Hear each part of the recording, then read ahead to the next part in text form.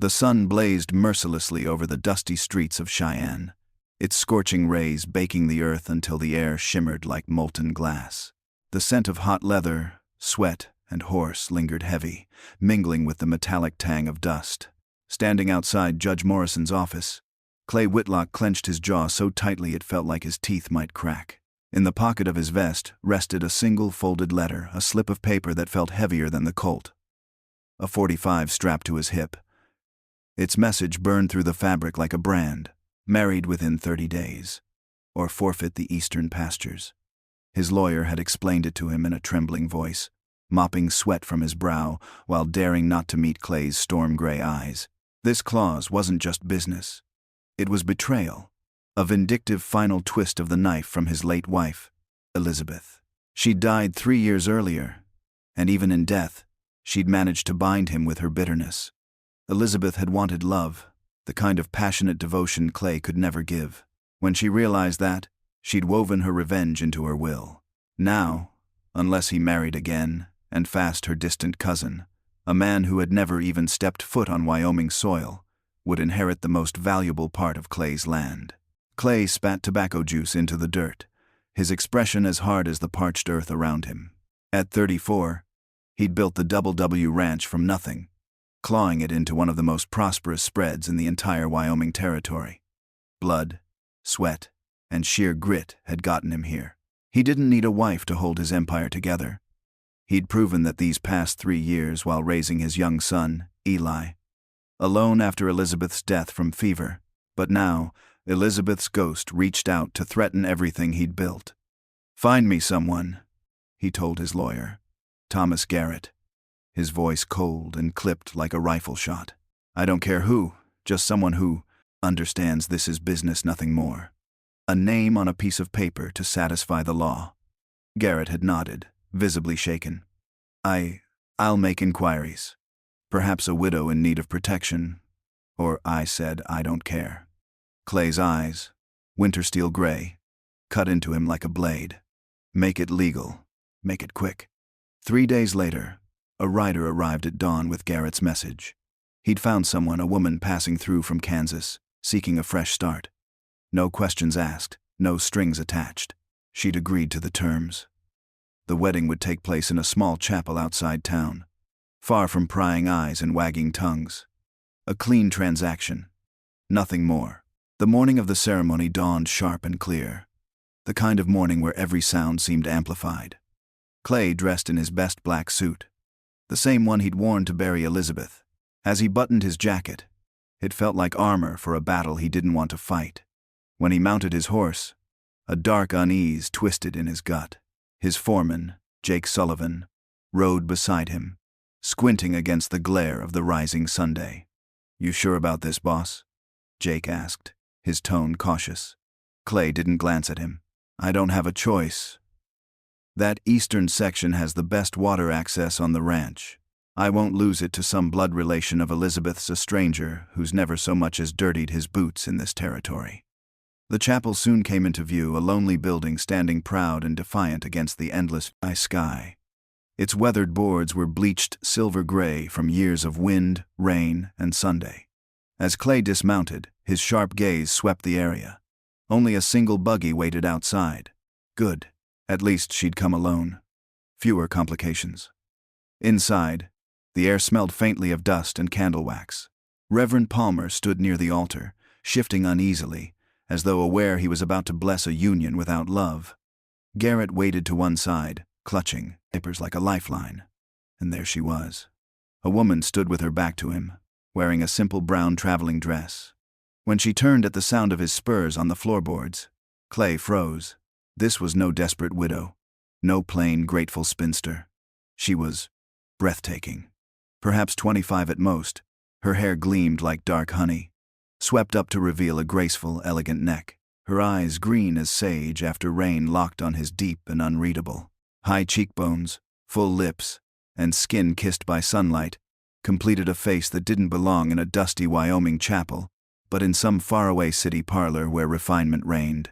Yet, despite her beauty, there was something guarded and fierce about her. a tension in her posture, as if she were ready to flee or fight at the slightest provocation. Her dress, though clean, bore subtle signs of hard travel. No rings, no jewelry. "Mr. Whitlock," Garrett stammered, clearing his throat. "May I present Miss Ruby Lane?" Ruby didn't curtsy or lower her gaze. Instead, she nodded once, sharp and controlled. "Mr. Whitlock." Her voice was smooth but edged with steel, like silk hiding a blade. "Miss Lane," Clay replied, removing his hat as he studied her. "You understand the terms completely?" "No hesitation," she answered coolly. "A legal arrangement. I gain a name and household. You keep your land. We maintain appropriate distance." The calm way she said it should have reassured him. Instead, Clay felt something twist in his chest. What kind of woman agreed to such a cold bargain without a flicker of doubt? "You have belongings?" he asked gruffly. "One trunk, already loaded on your wagon." She glanced briefly toward the door, and for just an instant, he caught it a flicker of nervousness. Or was it watchfulness? "Then let's get this done." The ceremony was brief and as cold as a January wind. They recited their vows like they were signing a business and contract, their voices flat and distant. When Reverend Palmer hesitated over the customary kiss to seal their union, Clay barely brushed his lips against Ruby's. And yet, even that fleeting touch sent an unexpected jolt through him. Her lips were soft, her scent a tantalizing mix of lavender and something sharper, like gunpowder. Outside, Clay helped her into the wagon. Her hand was small but surprisingly strong, calloused in ways that didn't match her refined appearance. "It's 2 hours to the ranch," he said, settling beside her and taking the reins. "We can stop in town for supplies if you need anything." "That won't be necessary," Ruby said, her posture rigid, her gaze fixed straight ahead. "I have what I need." They rode in silence, the wagon creaking beneath them as the prairie stretched endlessly on either side. Only the mournful cry of a distant hawk and the steady rhythm of the horse's hooves filled the space between them. Clay found himself stealing glances at his new wife, this stranger who had just bound herself to his name. From the side, she was even more striking, but there were shadows under her eyes, hints of sleepless nights or burdens too heavy for someone her age. A tightness lingered around her mouth, the kind born of pain and secrets held too long. "You said you were traveling through from Kansas," Clay said finally, his voice low. "That where you're from originally?" Ruby's gaze never left the horizon. "Originally? No." The single-clipped word slammed the door on further questions. "Family?" he pressed, though he already suspected the answer. "Dead." There was finality in her tone, a warning not to ask more. Clay gripped the reins tighter, jaw tightening. She was perfect for this arrangement.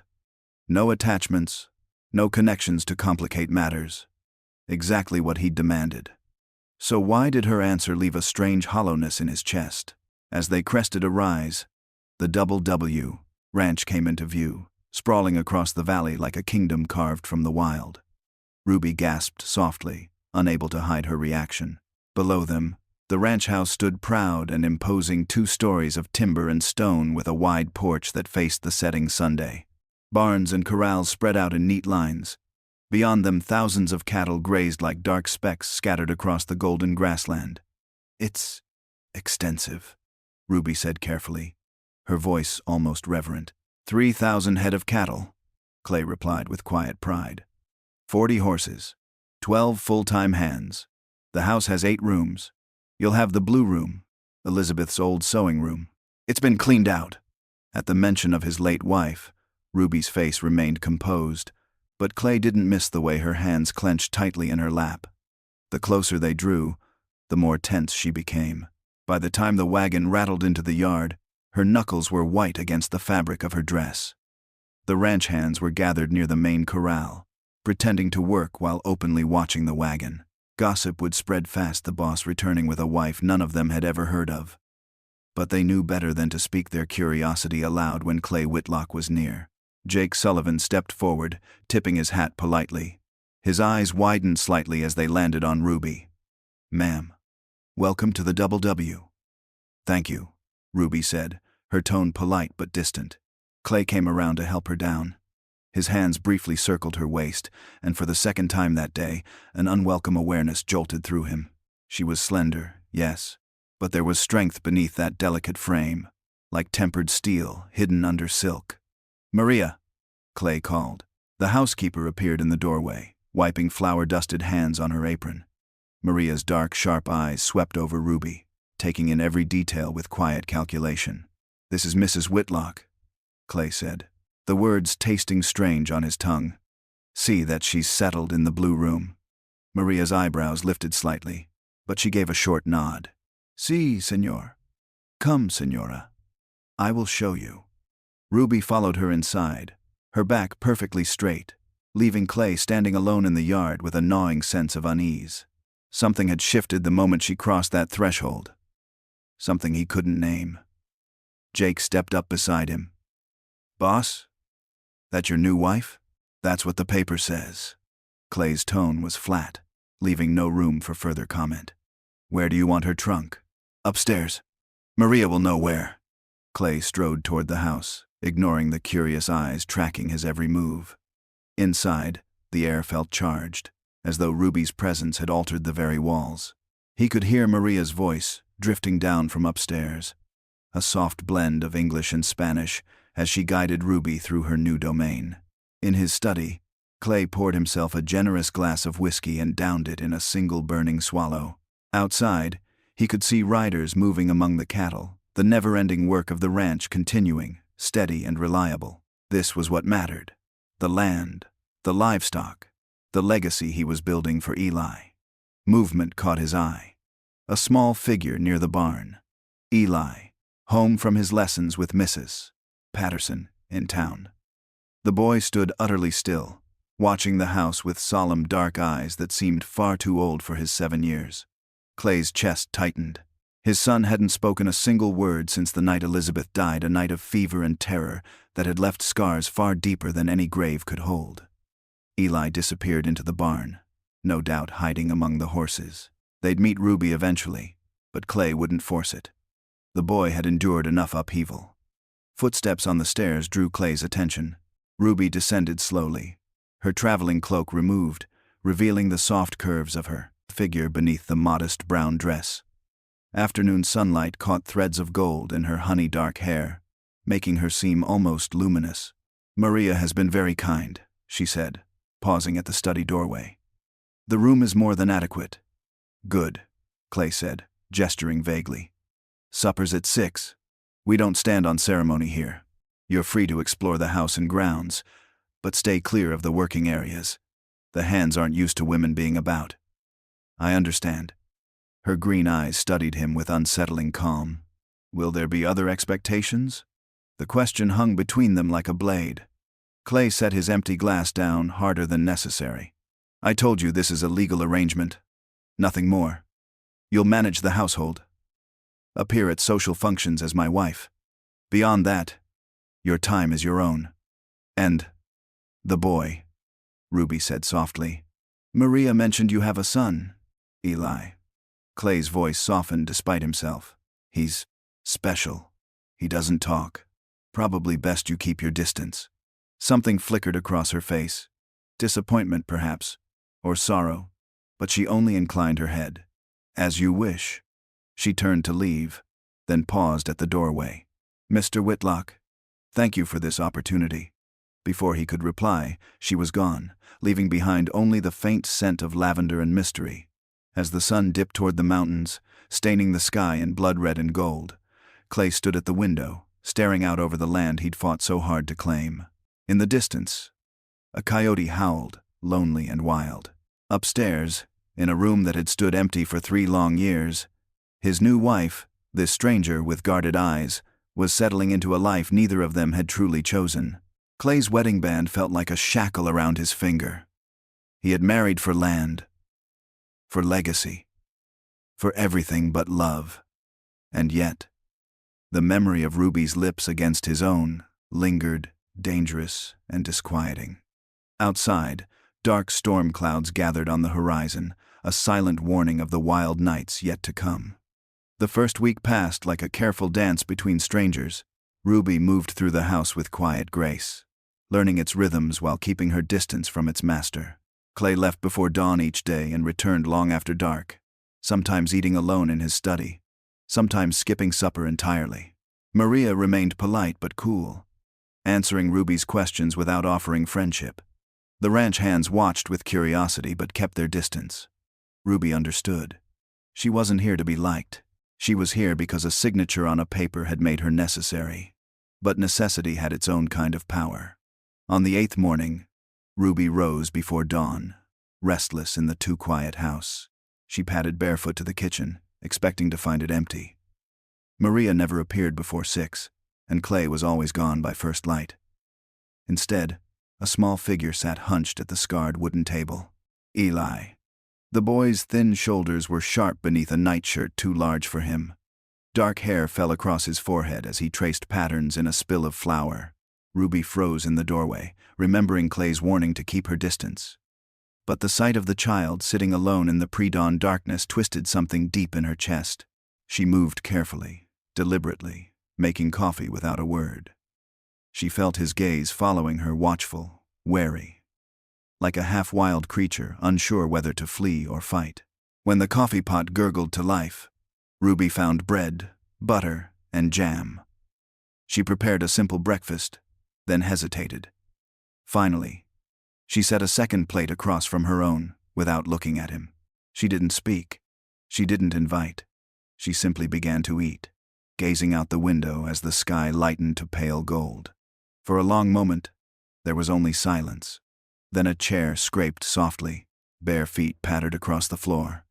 Eli climbed into the seat opposite her, watching her with solemn, ancient eyes dark like his father's, but filled with a sorrow no child should carry. They ate together in silence, as dawn broke over the mountains. When breakfast ended, Eli slipped away as quietly as he'd come, vanishing into the shadowy halls of the house like a ghost. Ruby sat for a moment, staring at the tiny flower handprints he'd left behind on the table. Something inside her ached, in a way she hadn't expected. This boy had lost so much, and though Clay had told her to stay away, Ruby felt an undeniable pull. A silent breakfast wasn't much, but it was a beginning. She was scrubbing dishes when Boots stomped on the porch. Clay filled the doorway, hat in hand, face dark with disapproval. His eyes flicked to the table, then to her, sharp as a hawk's. "I told you to keep away from him," he snapped. Ruby didn't turn from the sink. "I made breakfast. He chose to join me. I didn't speak to him. I didn't touch him. That's not—" Clay stopped, jaw working. "Eli doesn't. He can't handle changes. New people upset him." Ruby dried her hands, then faced him squarely. "He didn't seem upset to me. He seemed hungry." Something flickered in Clay's eyes, anger, maybe pain. It was hard to tell. "You don't understand," he said tightly. "After his mother died." "I understand enough," Ruby interrupted softly. "I understand what it looks like when a child eats alone in the dark." Her voice didn't rise, but the words landed like a slap. "If that troubles you," she added, "I'll take my meals in my room." They stood in tense silence, eyes locked. For a heartbeat, Ruby thought he might truly rage. Instead, his shoulders sagged slightly. "Just be careful," he said at last. His voice was rough. "Don't expect too much. Don't push him." Ruby's chin lifted, green eyes bright and unyielding. "I expect nothing from anyone in this house, Mr. Whitlock. I thought I'd made that clear." Clay left without another word, slamming the screen door behind him. But Ruby caught the faintest glimpse of his reflection in the window, a moment of hesitation, a glance back before he strode toward the stables. That afternoon, Ruby decided to explore the ranch grounds properly. She traded her brown traveling dress for a simple calico work dress, and tied her hair up to escape the oppressive September heat. The sun bore down like a merciless overseer, and dust rose with every step. The wash house stood behind the main building, small but sturdy, with large tubs and a hand pump. Ruby noted its location immediately. She preferred to handle her own laundry, keeping her belongings private. "Ma'am?" She turned to find a young ranch hand standing nervously a few feet away, hat clutched in sunburned hands. He couldn't have been more than 18, with sandy hair and an earnest freckled face. "Tom Brennan, ma'am," he stammered. "Jake sent me to ask if you need anything from town. I'm making a supply run tomorrow." "Thank you, Tom." Ruby considered. "Perhaps some writing paper and ink." "Yes, ma'am." "Anything else?" Ruby glanced toward the barn. A small shadow shifted there, and she caught sight of Eli, peering out from behind the doorway. "Peppermint sticks, if they have them," Ruby added casually. "And some drawing charcoal." Tom's face brightened. "Yes, ma'am. The boy, young Eli, he likes drawing. I've seen him scratching pictures in the dirt sometimes." Ruby smiled faintly. "So have I." When Tom left, Ruby headed down the rough trail Maria had mentioned earlier. It led to a small stream behind the ranch, a place where she could breathe for a while, away from curious eyes and Clay's relentless watchfulness. The path wound through sagebrush and over uneven ground. Ruby gathered her skirts and picked her way carefully. The sound of rushing water grew louder, a cool promise in the dry heat. Finally, she emerged into a clearing where the stream widened into a small pool. Cottonwood trees leaned gracefully over the water, their leaves whispering secrets to the breeze. Ruby knelt at the edge, trailing her fingers in the icy current. For the first time since arriving, she let herself remember another stream, another life, the choices that had led her here, to a marriage of necessity with a man who didn't trust her. Then she froze, a rustling in the grass, a distinctive rattling sound that turned her blood to ice. A rattlesnake, thick and deadly, slithered toward her trapped skirts. Ruby's breath caught. She couldn't move without startling it closer. Her derringer was back in her room, utterly useless here. The world seemed to slow. She heard the rattle louder, closer, and then, crack! A rifle shot shattered the air. The snake's head vanished in a spray of blood and dust. Ruby scrambled backward, heart hammering. Clay stood on the bank above her, his Winchester still smoking. His face was carved from stone and shadow, unreadable and furious. "You hurt?" he demanded, striding down the slope. Ruby shook her head, still catching her breath. "No, thank you." He prodded the dead snake with his boot, ensuring it was truly finished. "Rattlers like the water this time of year," he said gruffly. "You need to watch where you step. Make noise when you walk. They'll usually avoid you if they hear you coming." "I'll remember," Ruby murmured, rising to her feet and brushing dust from her skirts. Clay finally looked at her, really looked, and something shifted in his expression. "You're not what I expected," he said quietly. Ruby tilted her head. "What did you expect? Someone harder? Or simpler? A farm widow, maybe, grateful for a roof and 3 meals." His eyes dropped briefly to her hands. "You've got calluses, but not from farm work. You speak like you've had education, but you're running from something. And you're not afraid of much, are you? Except maybe discovery." Ruby's throat tightened. "We agreed. No questions about the past." "We did," Clay said, shouldering his rifle. "But I've got a ranch to protect, a son to think about. If trouble's following you, it's not." The lie came easily, honed by years of necessity. "I needed a new life. You offered one. That's all." They stood facing each other in the dappled shade, the singing stream between them like a secret neither could share. Finally, Clay stepped back. "Maria serves supper at 6. Might be good if you joined us at the table tonight. The hands are starting to talk about the ghost wife they never see." Before Ruby could answer, he was gone, climbing the bank with long strides. Ruby stared after him, heart still pounding. Then she looked down at the snake's lifeless body and the still shimmering water. Some dangers were easier to kill than others. That evening, Ruby prepared carefully. She pinned her hair in a simple but elegant knot, chose her best remaining dress, a deep blue that made her eyes glow like emeralds. If she was going to face the curious stares of the ranch hands, she would do it with dignity. When she entered the dining room, conversation died abruptly. 8 men rose to their feet, hats snatched awkwardly from their heads. Clay stood at the head of the long table, his expression unreadable. "Gentlemen, my wife, Mrs. Whitlock." A chorus of "ma'am" echoed around the room. Ruby inclined her head with perfect grace as Clay pulled out the chair beside his own. She sat, noting how the men didn't resume their seats until she was settled. "Jake Sullivan," Clay said, indicating his foreman. "You've met Tom Brennan. The others are Will Patterson, Sam Lopez, Charlie Sang, Ben Littlefield, Marcus Johnson, and Hank Kowalski." Each man nodded as he was introduced. A motley crew, a mix of backgrounds and histories, but Ruby recognized loyalty when she saw it. Dinner was beef stew and cornbread, hearty and plentiful. Conversation slowly resumed, but carefully neutral.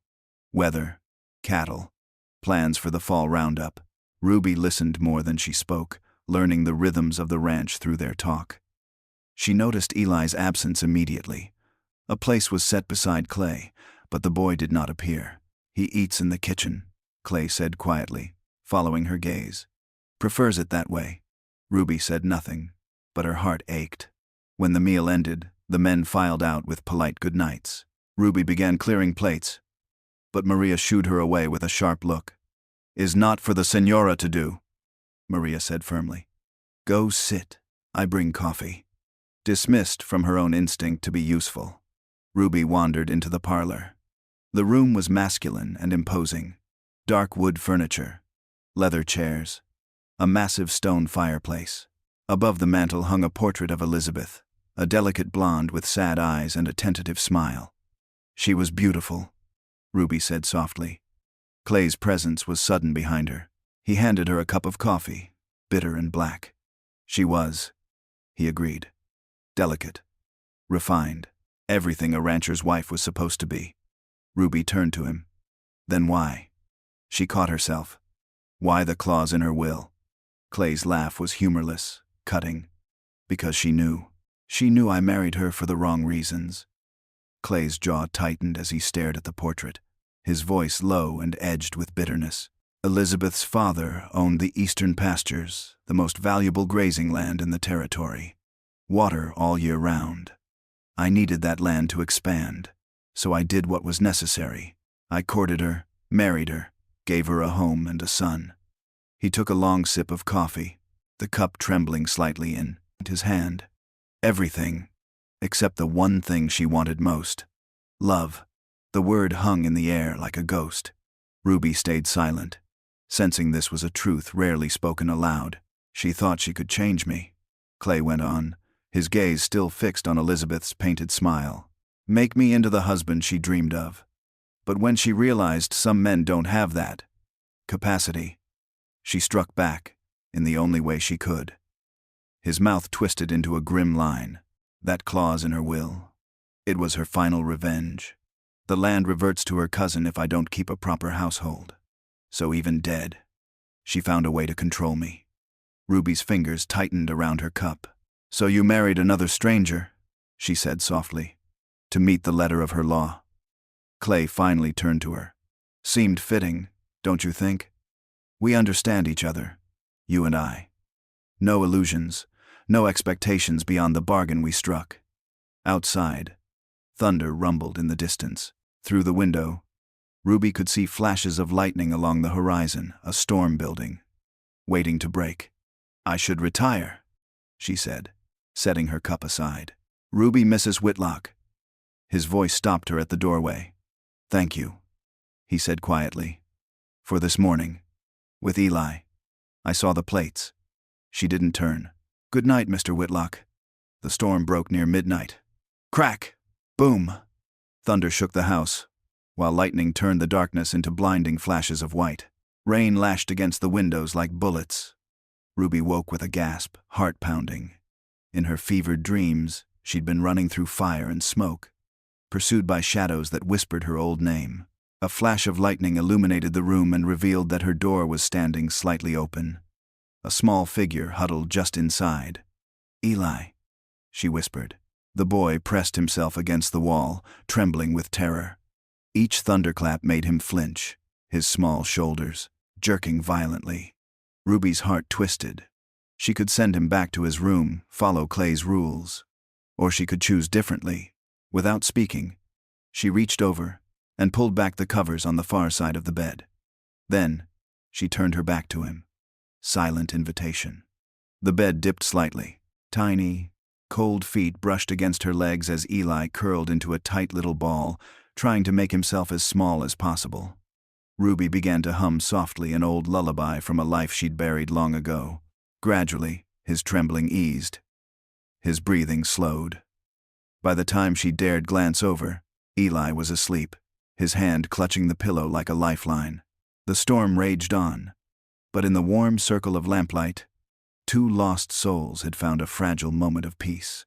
Ruby didn't hear Clay's footsteps in the hall, didn't see him pause at the open door, his face unreadable as he took in the sight of his silent son, sleeping beside this mysterious woman who was now his wife. By morning, Eli was gone. The only sign he'd been there was the small indentation in the pillow beside hers. Ruby dressed quickly, unsure how Clay would react. But when she came down for breakfast, she found two plates already set at the table, side by side. Beside them, traced carefully into the flour dust by a small finger, was a single word: thank. Autumn swept over Wyoming in a blaze of gold and rust. The mornings grew sharp and biting, the afternoons drenched in warm sunlight. Ruby had been at the W Ranch for 3 weeks, and a delicate routine had begun to take shape. She managed the household with quiet efficiency, earning Maria's grudging respect and the ranch hand's cautious acceptance. Every morning, Eli joined her for silent breakfasts. Though he never spoke, Ruby learned to read his moods, the tilt of his head, the way he arranged his food on the plate. Tom Brennan had brought the drawing charcoal from town. Now Eli left her small sketches each day. A horse mid-gallop, a bird soaring high, the mountains bathed in sunset light. His drawings were his words, and Ruby treasured each one. Clay, however, remained distant, cordial, polite, but carefully cool. Their conversations were about ranch matters or weather patterns, nothing personal, nothing real. Yet sometimes, Ruby caught him watching her with a furrowed brow, as though she were a puzzle he couldn't solve. It was a Tuesday morning when everything changed. Ruby had taken over the ranch accounts at Maria's request. The housekeeper confessed she'd never learned her letters properly. She was reconciling supply orders in Clay's study when shouts erupted outside, urgent, panicked shouts, followed by the thunder of hooves. Ruby dropped her pen and rushed to the porch just as Jake Sullivan came tearing up on a lathered horse. "Where's the boss?" Jake barked, swinging down from the saddle. "North pasture, checking the fence line," Ruby answered, gripping the railing. "What's happened?" "Cattle rustlers hit the southern herd at dawn." Jake's voice was tight with fury. "We lost maybe 50 head." Will Patterson took a bullet to the shoulder. Ruby's mind raced. Clay was an hour away at least. By the time someone fetched him, the rustlers would be long gone. "How many riders?" she demanded. Jake blinked at her sharp tone. 6, maybe 7. They headed southwest toward Badger Canyon. Ruby's stomach clenched. She knew that canyon. She'd studied Clay's maps late at night, tracing routes like she'd done in another life. "Get Patterson to the house," she ordered. "Maria knows some doctoring." Then, with commanding clarity, "Take Sam and Marcus. Ride hard for Mr. Whitlock. I'll send the others to track the rustlers. Keep eyes on them, but don't engage until Clay arrives." Jake hesitated. "Ma'am, I don't think." "Every minute we waste," Ruby cut in, "those cattle get farther away. Move." For a heartbeat, Jake just stared at her. Then he wheeled his horse and began shouting orders, rallying the men. Ruby ran back into the house, nearly colliding with Charlie Sang in the kitchen. "Charlie, take Ben and Tom. Track the rustlers, but keep your distance. Mark their trail. Mr. Whitlock will catch up with reinforcements." The cook's eyes widened. "Mrs. Whitlock, you sure about this?" "I'm sure," Ruby said, voice like iron. "Go." As the men scattered, Ruby felt something long buried awaken inside her. The cold, sharp clarity of action, of strategy. She'd spent 2 years living by her wits, leading raids and escapes. That part of her hadn't died. Not yet. Will Patterson stumbled in, pale and cursing, supported by Sam Lopez. Blood seeped through his shirt, but he was conscious. Maria bustled them inside, already shouting for hot water and clean rags. Ruby left Maria to her work and returned to the study, her eyes scanning Clay's map of the territory. Badger Canyon had only one way out, If someone knew the land, they could trap the rustlers like wolves in a snare. There was a hidden trail along the canyon rim, longer, more dangerous, but perfect for an ambush. Ruby had traced it a dozen times on the map, memorizing every twist and turn. "What are you doing?" Ruby spun, heart pounding. Clay stood in the doorway, dust-covered and furious, Jake and Marcus flanking him. "Looking for alternatives," Ruby said steadily. "The rustlers have an hour's head start. By the time you reach them through the main pass, they'll be gone." Clay stalked to the map. "Jake told me you sent my men out." His voice was low. "Dangerous. By what right? By the right of not standing idle while thieves rob us blind." The words burst out before she could stop them. She stabbed a finger at the map. "There's a trail here. If we take it, we can get above them before they clear the Nebrick. Narrows." Clay's laugh was harsh and cold. "You're staying here. That trail's treacherous. You need someone who knows it." Ruby shot back. "You?" His voice was disbelief and anger wrapped into one. "I studied your maps. Every ridge, every wash." Her green eyes blazed. "I can guide you." "Absolutely not. You're wasting time arguing while the herd's being driven off." "My wife does not." Clay stopped, his jaw locking. "This isn't your concern," he growled. Ruby stepped closer, her chin lifting. 50 head of cattle aren't my concern. The reputation of this ranch isn't my concern." Her voice dropped, sharp as a blade. "You married me to keep this land. Clay Whitlock, let me help you protect it." For a long, taut moment, they stood toe-to-toe, locked in a silent battle of wills. Jake cleared his throat nervously. "Boss, she might have a point about that trail. If we could get above them." Clay's eyes never left Ruby's. Finally, he gave a single, curt nod. "Saddle the horses. Missus, Whitlock rides with us."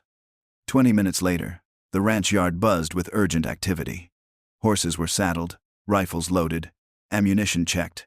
Ruby emerged from her room transformed. Gone was the demure ranch wife in calico. She now wore men's trousers tucked into worn boots, a plain shirt beneath a leather vest, her hair braided tightly and pinned close to her head. At her hip gleamed a well-maintained Colt. .45, a weapon she wore like she'd been born to it. The men froze at the sight of her. Even Jake's weathered face showed shock. Clay's eyes widened, disbelief flickering briefly before giving way to something hotter, sharper. "Where did you get—" "Questions later," Ruby interrupted. She swung easily into the saddle of a bay mare Jake had readied. "We ride now." Clay stared at her for a heartbeat longer, then mounted his own horse without another word. Rode with them, Jake, Marcus, Sam, and the Kowalski brothers. The air was electric with anticipation and unease. Ruby set a hard pace, urging the horses up narrow trails as the land rose steeply. She read the terrain like a map, etched into her blood, never hesitating at forks or rocky passes. Clay rode slightly behind her, watching with growing astonishment.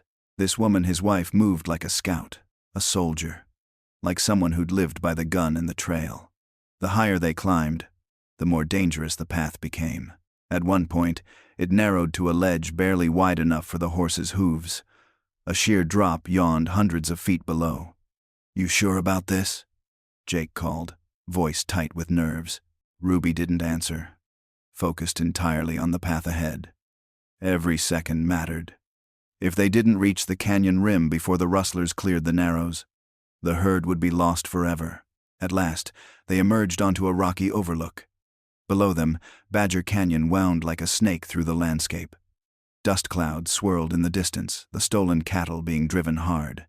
"There," Ruby pointed to a narrow choke point where the canyon walls closed in. "They'll have to slow there. Single file. That's where we take them." Clay studied the terrain like a battlefield commander. His voice was all business now. "Jake, take Sam and Marcus down that draw. Hit them from behind once they're bottled up. The rest of us will pin them from above." The men nodded and moved into position. Ruby checked her revolver, her hands steady. Muscle memory surged back. How many times had she done this? Different circumstances, different sides, but the same deadly dance. Clay's voice came quietly beside her. "You've done this before." Ruby didn't look at him. "We all have our pasts, Mr. Whitlock. Clay, he said, surprising her. A woman who can ride and shoot like you should call me by my name. Before Ruby could respond, movement below caught her attention. The rustlers were entering the choke point. 7 men driving the bawling cattle through the narrow passage. On my signal, Clay murmured. He raised his hand, then dropped it. Now! Gunfire erupted from above and behind, echoing through the canyon like thunder. The rustlers were caught in a deadly crossfire, panic breaking their formation. Horses screamed, cattle scattered, milling in confusion. Ruby took aim with precise calm. She winged one man's shooting arm, sending his revolver spinning into the dust. Another shot cleanly knocked a hat from a rider's head, spooking his horse. Beside her, Clay's Winchester barked steadily, every shot measured and lethal. Then Ruby saw him, a rustler breaking free from the chaos, spurring his horse up a side trail toward their position. The man raised his gun, aiming directly at Clay's unprotected back. Time seemed to slow. Ruby moved without thought, her Colt leaping into her hand. One sharp report. The rustler tumbled from his saddle, clutching a bleeding shoulder. Clay spun, eyes widening as he took in the scene. The fallen man, the smoking gun in Ruby's steady grip. For a heartbeat, something raw passed between them. Acknowledgement, gratitude, questions for later. The fight was brief but brutal. When the smoke cleared, 3 rustlers lay wounded, the others surrendering with hands raised. Jake and the others rounded up the prisoners with efficient precision. We'll take them to the sheriff in Cheyenne, Clay said, his voice like iron. Let the law sort them out. As the men worked to gather the scattered cattle, Clay approached Ruby. She was calmly reloading her Colt, but he could see the fine tremor in her shoulders now that the adrenaline was fading. That man would have killed me, Clay said quietly. Ruby holstered the gun. Yes, he would have. You saved my life. Ruby met his gaze. You saved mine at the stream. Call us even. She turned to walk away, but Clay caught her arm gently. Ruby. His voice was low, urgent. The way you rode, the way you handled that gun. Who were you before you came here? Ruby froze, green eyes dark and unreadable. Someone who made choices, she said finally. Some good, some bad. Someone trying to be better. Running from the law? His tone was searching, not accusing. Her jaw tightened. Does it matter? I'm your wife. I stood with you today. Isn't that enough? Clay studied her for a long moment. Dust streaked her face. Her braid was coming loose, and she'd never looked more beautiful or more dangerous. For now, he said at last. It's enough for now. The ride back to the ranch was subdued. The captured rustlers rode sullenly under guard, while Clay's men treated Ruby with a new kind of respect.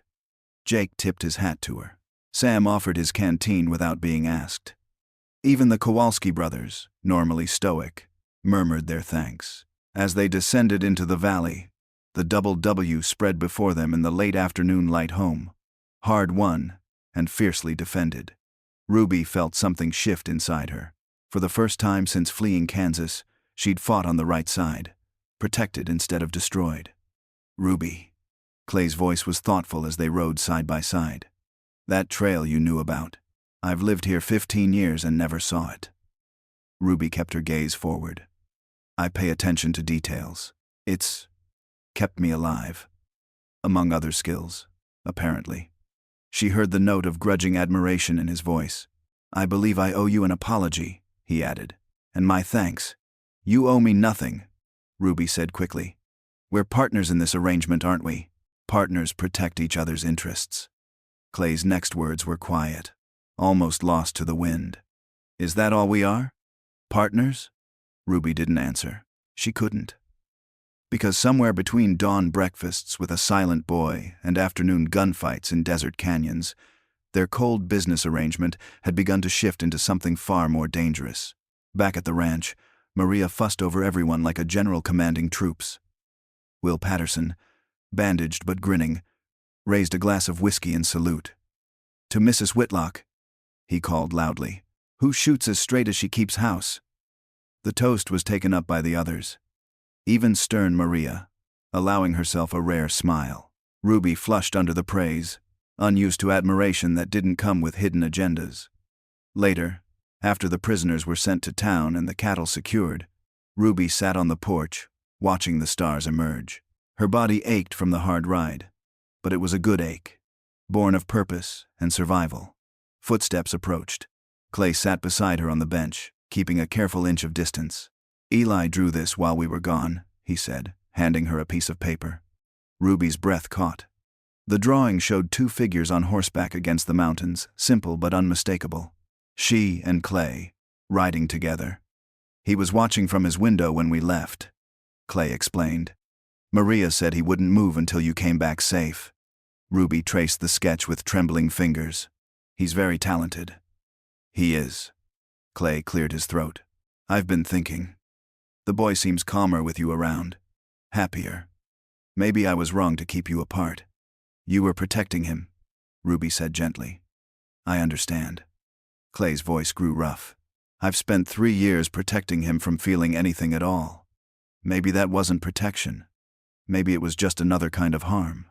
They sat in silence, the night deepening around them. Inside, Maria's soft singing drifted through the windows, mingling with the steady creak of the porch boards. Then Clay asked abruptly, "Your husband, is he dead?" Ruby startled. "I never had a husband." "You wore a wedding ring," Clay pressed. "Before our ceremony." Ruby looked down at her hand, now adorned with Clay's simple gold band. Beneath it lay the pale mark where another ring had once rested. "It was useful," she admitted. "A woman alone needs protection, even if it's just an illusion." "And the gun skills? The tracking?" His eyes narrowed. Ruby chose her words carefully. "My father believed a woman should know how to care for herself. He taught me to shoot. The rest, I learned out of necessity." All of it was true. None of it was the whole truth. Ruby's chest tightened as she spoke, the half-truth burning like fire in her throat. Clay's storm-gray eyes searched hers, but he didn't press further. "For now, I should go in," she said softly, rising from the bench. "It's been a long day." Clay stood as well, his towering frame casting a shadow over her in the moonlight. His face was all hard planes and sharp edges, but there was something vulnerable in his gaze. "Ruby," he said, voice low and rough. "I need to know. Can I trust you? With my son, with this ranch, with everything that matters to me?" Her heart thudded painfully. "I give you my word," she said solemnly, forcing strength into her voice. "Whatever I was before, whoever I was, I am your wife now. I will protect what's yours, as if it were mine. And if your past comes calling..." A chill ran down her spine, but she lifted her chin. "Then I'll face it," she vowed. "But not at the cost of this ranch, or Eli." Clay studied her for a long moment. Finally, he stepped aside, his voice like gravel. "Good night, Ruby." "Good night, Clay." Inside, Ruby climbed the stairs on trembling legs. The adrenaline of the day faded, leaving her shaken by how close she'd come to exposure. If any of those rustlers had recognized her. If word reached Kansas. But when she entered her room, she stopped short. On her pillow lay a bundle of wildflowers, tied with string. Beside them sat a small drawing from Eli, a woman with kind eyes and a gentle smile. Beneath it, painstakingly scrawled in uneven letters, was a single word: "Thank you." Ruby sank onto the bed, clutching the flowers and drawing to her chest. For the first time in 2 years, she wept, not from fear, not from sorrow, but from a dangerous, tender hope. The following days passed with a strange, charged tension.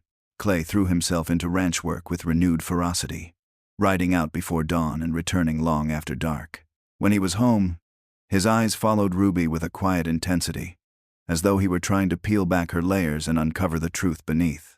Ruby felt his scrutiny like a touch on her skin, but she refused to bend under it. She focused on the household, spent silent mornings with Eli, and avoided being alone with her husband whenever possible. Yet, their moment on the porch haunted her, his body close to hers, his voice rough with something unnamed. A week later, everything shattered. Clay had been drinking not heavily, but enough to loosen the iron control he always maintained.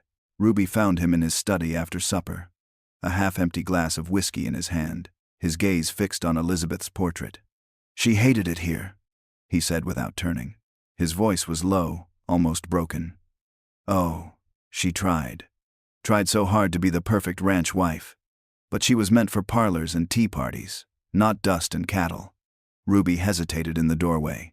"Clay." He took another drink, then laughed bitterly. "Do you know what she said before she died? She said I'd poisoned her.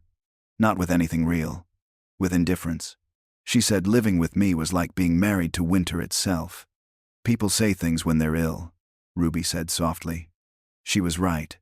He turned, finally, his eyes glittering like ice. "I married her for the land. Gave her a house, a name, a child. Everything but warmth. And now here we are again, another transaction. Another woman. I can't." He stopped, jaw clenching. "Can't what?" Ruby asked gently, stepping into the room despite the warning in her instincts. His next words seemed torn from his very soul. "Can't stop thinking about." Ruby froze. "You ride like a man," Clay went on, voice hoarse. "Shoot like an outlaw. Treat my son with more care than his own mother ever did. You saved my life, and still, I know nothing real about you." "You know enough," she whispered. "Do I?" He slammed his glass down on the desk. "I know you're running from something. I know you handle a gun better than most men. I know you study my maps like a general preparing for war. What are you planning, Ruby? What's coming for us?" "Nothing's coming," she said quickly. "My past is dead." Clay's laugh was jagged, bitter. "The past is never dead. I should know." Ruby moved closer, her green eyes fierce. "You're not the same man who married Elizabeth," she said. His voice cracked. "How would you know what kind of man I am?" "Because I've watched you," she said passionately. "With Eli so patient, even when it breaks your heart that he won't speak. With your men fair and honest. With the land protective as a wolf guarding its territory." She was close enough now to smell the whiskey on his breath, to see the rapid pulse beating at his throat. "You're a good man, Clay Whitlock. Your first wife was wrong about you." Clay's hand came up, brushing her cheek like a question.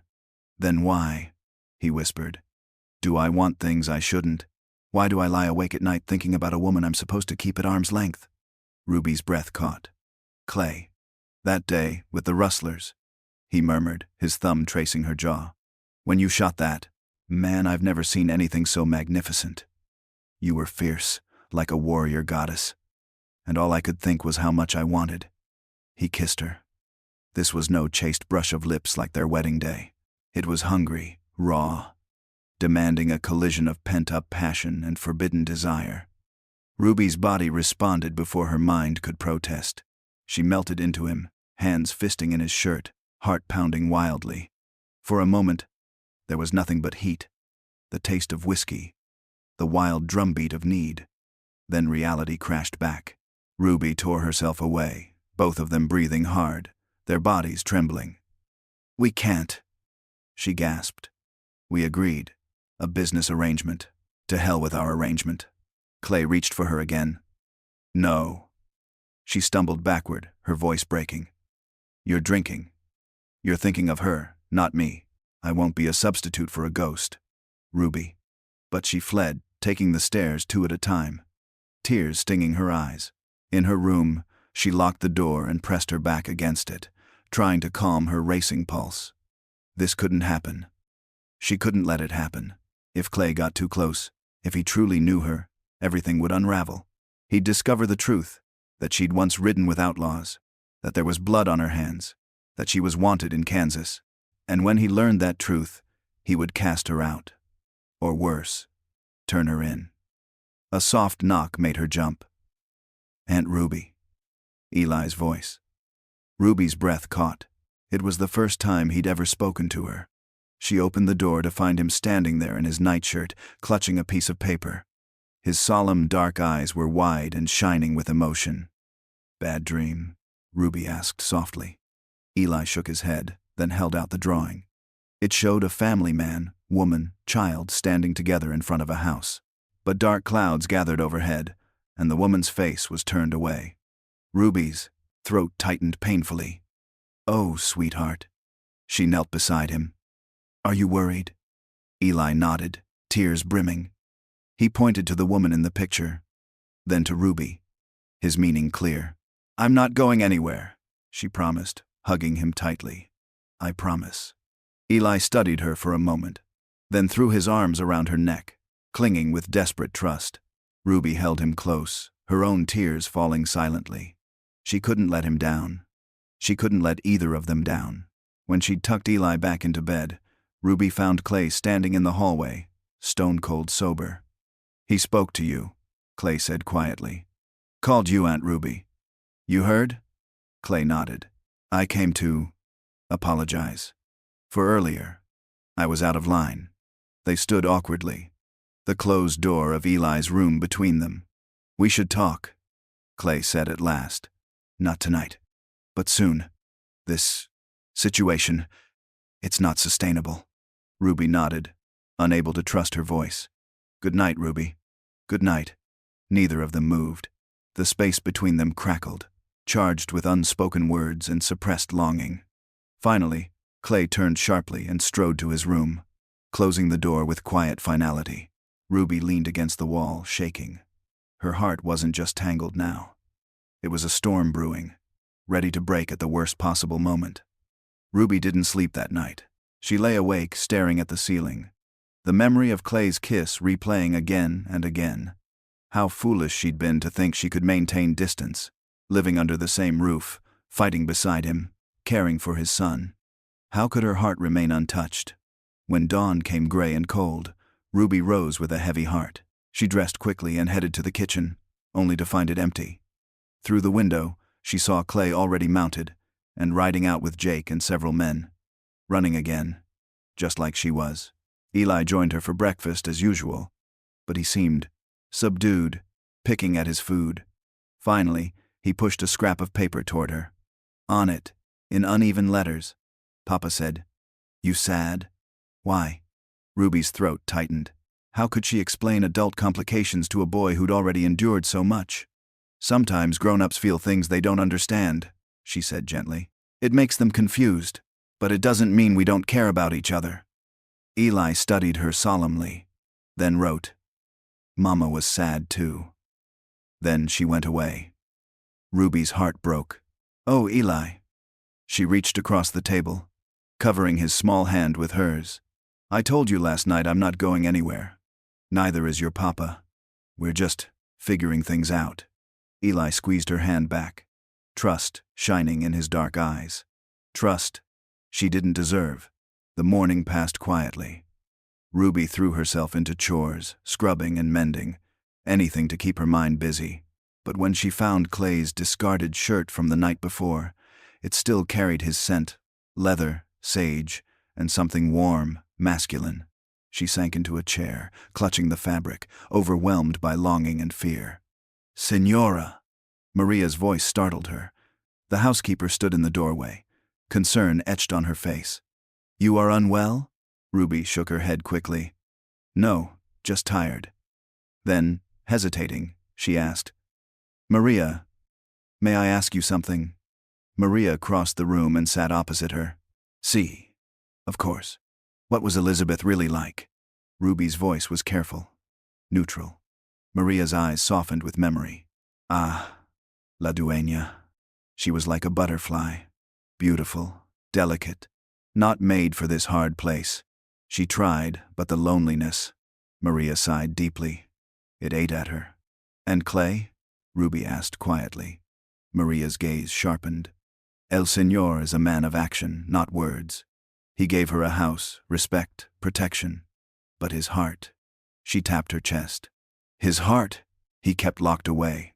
I think because he feared if he opened it, it would break." Maria leaned forward, her dark eyes intense. "But now, Señora, I see a different man. One who smiles when his son speaks your name. One who stands at your door at night, but does not knock." Ruby swallowed hard. "But I can't be what he needs. There are things about me. We all have shadows." Maria interrupted gently. "What matters is what we choose to do in the light." Her hand squeezed Ruby's. Perhaps he doesn't need perfection. Perhaps he needs someone who understands the darkness, too. Before Ruby could respond, the sound of approaching wheels reached their ears. Maria frowned. "Visitors!" Ruby hurried to the window. An elegant buggy rolled into the yard, drawn by sleek horses. A man in a city suit held the reins. Beside him sat a woman in fine traveling clothes, her face hidden beneath a veiled hat. Ruby's stomach clenched. Visitors meant questions. Scrutiny. She smoothed her dress, pinned her hair securely, and forced a serene smile as the front door opened. Clay entered first, his expression grim. "Ruby, we have guests. Mr. Thornton, from the Territorial Bank." He gestured to the suited man. "And Mrs. Adelaide Morrison," he added tightly. "Elizabeth's cousin." The woman lifted her veil, revealing a face as sharp and cold as porcelain. Her blue eyes swept over Ruby, assessing and dismissing in the same instant. "So," Adelaide said, her voice sweet as poisoned honey. "This is your new wife. How unexpected." "Mrs. Morrison," Ruby replied smoothly, inclining her head. "Welcome to the Double W." "Oh, I know my way around," Adelaide said with a tinkling laugh that sounded like breaking glass. "I visited dear Elizabeth often." Her eyes glittered. "In fact, I'm quite familiar with everything here, including the terms of her will." The veiled threat hung in the air. Ruby felt Clay tense beside her. "Perhaps our guests I would care for refreshment," Ruby said, keeping her tone even. "Maria has fresh coffee and cake." "How domestic," Adelaide purred. She seated herself gracefully, folding gloved hands in her lap. "Elizabeth once told me Clay would likely remarry quickly. A man like him needs a woman to manage things. Though I must say," her gaze traveled over Ruby, slow and cutting, "she imagined someone more suitable." "Adelaide," Clay said warningly, "you're welcome here as Elizabeth's family. But Ruby is my wife and the mistress of this house. You will treat her with respect." "Of course." Adelaide's smile didn't reach her eyes. "I'm merely concerned for dear Eli. Such upheaval for a child who's already been through so much." Her voice turned syrupy sweet. "You did verify your bride's background, didn't you, Clay? In these lawless times, one can never be too careful." Ruby's pulse spiked, but she kept her expression calm. "My background is simple," she said evenly. "I needed a new start." Clay offered one. "We suit each other well." "Do you?" Adelaide's tone dripped with false concern. "How fortunate. And where exactly did you come from, Mrs. Whitlock? Your accent is unusual. Not quite Eastern, not quite Southern." Ruby forced a serene smile. "I've traveled considerably." "How adventurous." Adelaide's eyes glittered. "And your family?" "Gone," Ruby said shortly. "All of them?" "Yes." Adelaide's smile widened like a cat scenting prey. "How tragic. No one to stand witness at your wedding? No connections at all?" Each question was a carefully aimed dagger. Ruby recognized the tactic. She'd used it herself once, back when she was the hunter, not the hunted. "Adelaide, enough," Clay snapped. His hand came to rest protectively on Ruby's shoulder. "Mr. Thornton," he said sharply, "I assume this isn't a social call. What brings you here?" The banker cleared his throat nervously. "Well, Mr. Whitlock, it's about the loan extension you requested for the new breeding stock. The board has some concerns." Clay's voice turned dangerous. "What concerns?" The banker flinched. "With the recent rustling incident and questions about the stability of your domestic situation." "Questions raised by whom?" Clay's eyes narrowed, already knowing the answer. Adelaide lifted her chin innocently. "I merely expressed concern to some friends in town. After all, Elizabeth's will was very specific about maintaining a proper household. And with your new wife's mysterious background." Ruby stood abruptly, fury and fear battling inside her. "If you'll excuse me," she said tightly, "I should check on Eli." "Oh, is he here?" Adelaide's voice turned falsely bright. "I so long to see my dear cousin's child. The poor lamb must be so confused by all these changes." "He's adjusting well," Ruby said coolly. Children are resilient when they feel safe. And loved. Indeed, Adelaide said with a sly smile, though one wonders what kind of influence.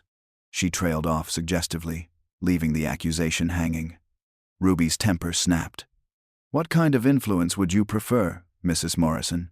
Someone who sits with him through nightmares, who celebrates when he finds his voice again, or someone who sees him as a pawn in a game of inheritance?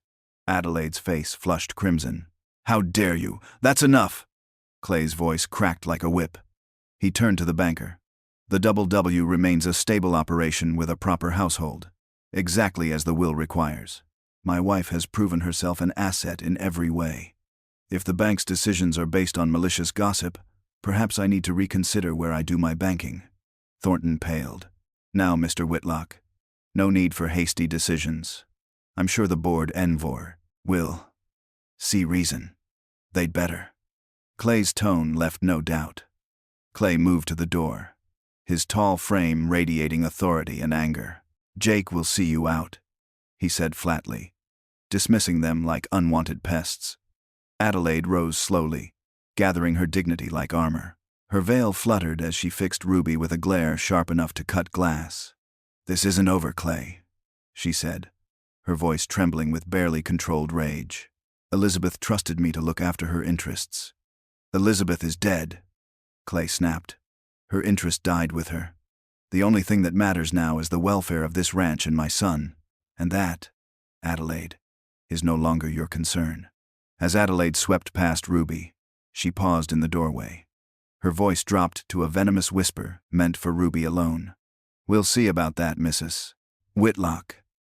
I know how to dig up secrets. And everyone has them.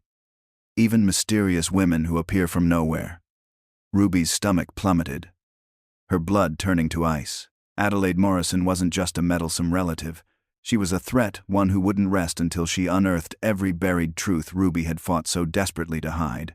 When the guests departed, Ruby's knees gave out. She stumbled onto the porch bench, her trembling hands clutching the wood for balance. Clay followed, his face a mask of controlled fury. I'm sorry about that, he said, voice low but seething. Adelaide has always been a vulture, circling for advantage. Ruby's laugh was humorless. She wants the ranch, Clay. She wants control over the land, over Eli, and over me, if she can manage it. He crouched before her, his storm-gray eyes softening. She won't find anything, will she? When she goes digging? Ruby's breath caught. This was it, the moment she should tell him everything. Her crimes, her past, the tattoo she bore like a brand. But when she looked at his face, at the protective anger there, at the trust he'd begun to place in her, the words stuck in her throat.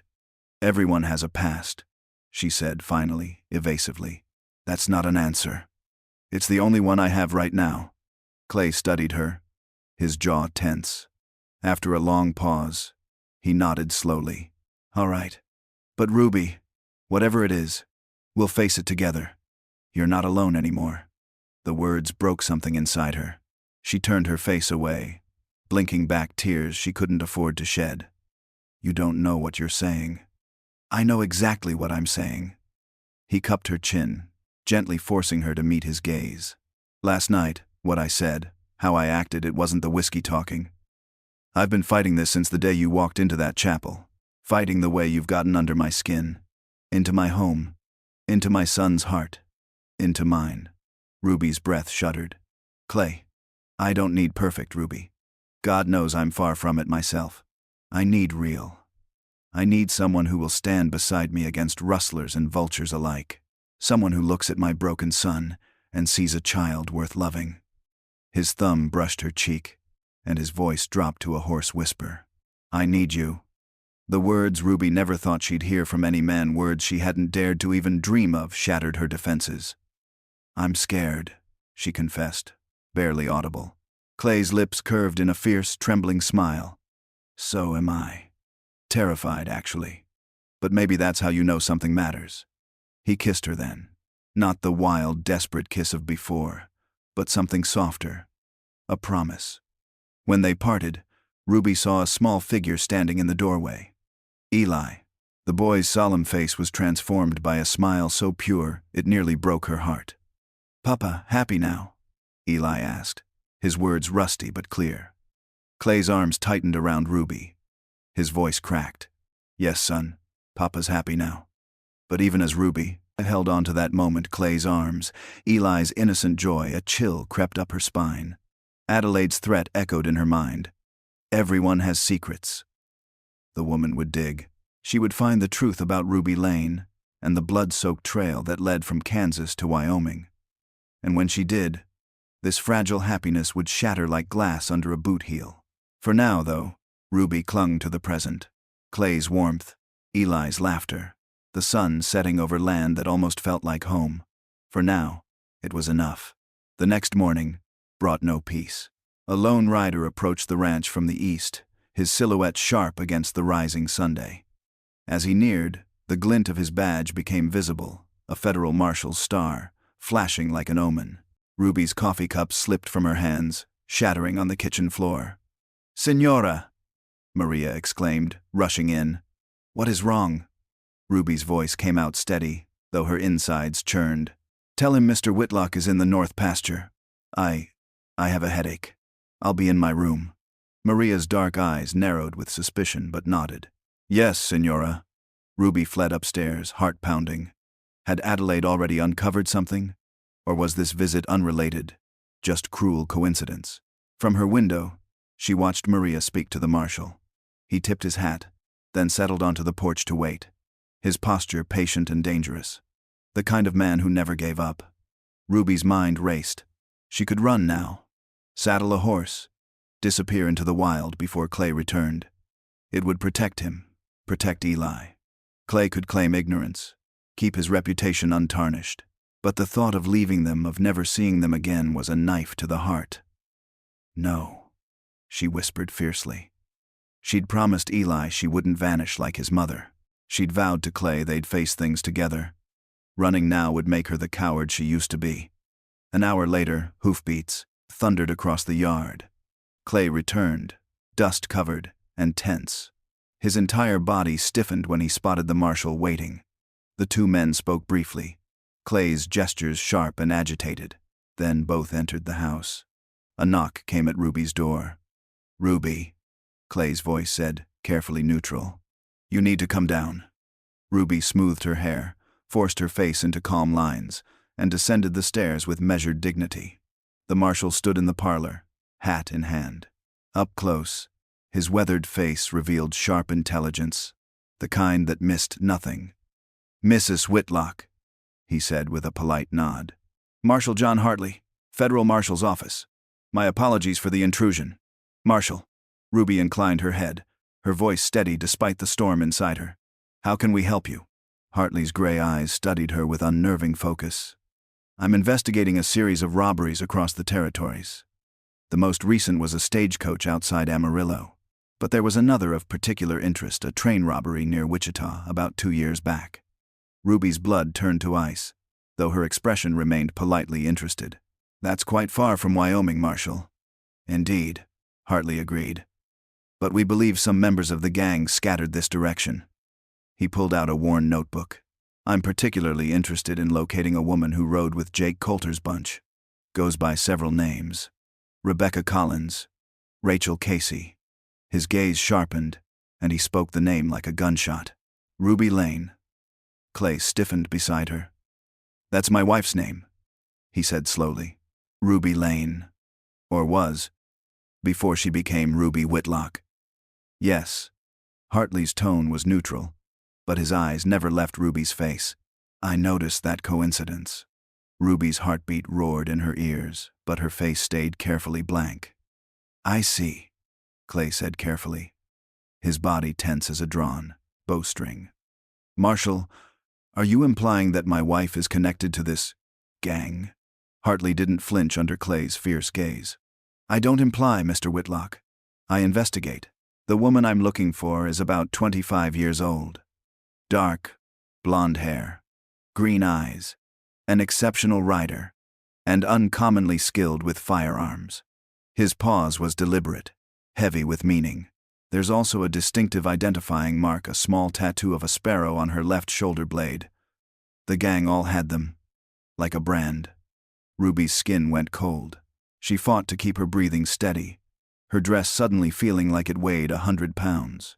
Beneath the fabric, that damn sparrow tattoo burned like it had been freshly inked. Hartley's voice was deceptively calm. This woman is wanted for train robbery, armed assault, and possibly murder. A guard was killed during that Wichita job. Witness accounts vary on who fired the fatal shot. Clay's hands curled into fists at his sides. That's a serious accusation, Marshal. You'd better have evidence. Hartley didn't blink. I have a witness in Cheyenne who claims to have seen a woman matching the description arriving in town about 6 weeks ago, right around the time of your marriage. Ruby's heart pounded so hard it hurt. This was it. The past she'd tried to bury was clawing its way back to the surface. Mrs. Whitlock, Hartley said, turning his full attention on her. Would you mind removing your shawl so I can confirm there's no tattoo? Clay stepped forward immediately, his voice sharp as a blade. Marshal, you're speaking to my wife in my home. Show some respect. Hartley inclined his head slightly, but his eyes didn't leave Ruby. No disrespect intended, but if there's no tattoo, I'll apologize and be on my way. Ruby's hand twitched toward her shoulder instinctively. Under the thin fabric, the sparrow seemed to pulse, mocking her. She couldn't comply. If she rolled down her sleeve, her entire life here would implode. Before she could answer, movement caught her eye. A rider came tearing across the yard, his horse lathered with sweat. It was Tom Brennan, his young face pale with panic. Clay was out the door before Tom even stopped his horse. Tom, what is it? Cattle thieves, boss. Tom gasped. They hit the east herd hard. Sam's down, maybe dead. Jake's chasing them with half the men, but they need you now. Clay cursed viciously, torn between the crisis inside his house and the one threatening his ranch. Ruby saw the struggle on his face, the decision he didn't want to make. Go, she said quietly, stepping forward. The ranch needs you, Clay. Ruby, I'll be here when you get back. Her voice didn't waver, though her insides were twisting. I promise. Clay searched her face for a long, agonizing moment. Then he caught her close, pressing a fierce kiss to her forehead. Don't do anything foolish, he growled, and then he was gone, shouting orders as he swung into the saddle and thundered off with Tom. Ruby stood frozen, watching him disappear into the distance, leaving her alone with the one man who could destroy her. Well, Hartley said mildly, though his eyes were sharp. That was convenient timing, but it does leave us with unfinished business. Ruby turned slowly to face him, every muscle tight, every instinct screaming at her to run. Instead, she forced her lips into a faint smile. Marshal, might I offer you some coffee? This may be a long conversation. Hartley's brows rose slightly, impressed despite himself. You're not what I expected, Mrs. Whitlock. Ruby poured coffee with hands that didn't shake, though her heart was racing. No. What did you expect? Someone harder, he admitted. Colder. The woman described in the witness reports was, well, let's just say, dangerous was the kindest word used. Ruby's voice was calm, but her words were barbed. People change, Marshal. Circumstances change them. Hartley sipped his coffee slowly, considering. In my experience, people are what they are. A thief remains a thief, no matter how pretty the house they live in now. The insult struck deep, but Ruby didn't flinch. And redemption? You don't believe in that? I believe in the law, Mrs. Whitlock, he said flatly, and the law says Ruby Lane owes a debt to society. Ruby's lips curved in a bitter smile. What if Ruby Lane is dead? What if she died that day in Wichita, and someone else crawled out of that life? Hartley's eyes narrowed. That's poetic. But poetry doesn't erase facts. Show me your left shoulder, and this ends. If there's no tattoo, I'll ride out of here and never bother you again. Ruby's blood turned to ice. Such a simple request. Such a devastating trap. Mama Ruby. The small, trembling voice froze them both. Ruby spun around. Eli stood in the doorway, his dark eyes wide with fear. It was the first time he'd ever called her Mama, and the word pierced her like a blade. "Hello, sweetheart." Ruby knelt quickly, forcing calm into her voice. "This is Marshall Hartley. He's visiting." Eli crossed the room and slipped his small hand into hers. A claim. A plea. A declaration that she belonged here. Hartley's voice softened slightly as he looked at the boy. "This is the son you mentioned, Mr. Whitlock's boy. The one who doesn't speak much?" "He speaks when he has something to say," Ruby said firmly, squeezing Eli's hand. The marshal studied them both for a moment, then crouched to Eli's level. "Son, do you like living here with your papa and Ruby?" Eli nodded solemnly. "She makes everything better. Papa smiles now. We're a real family."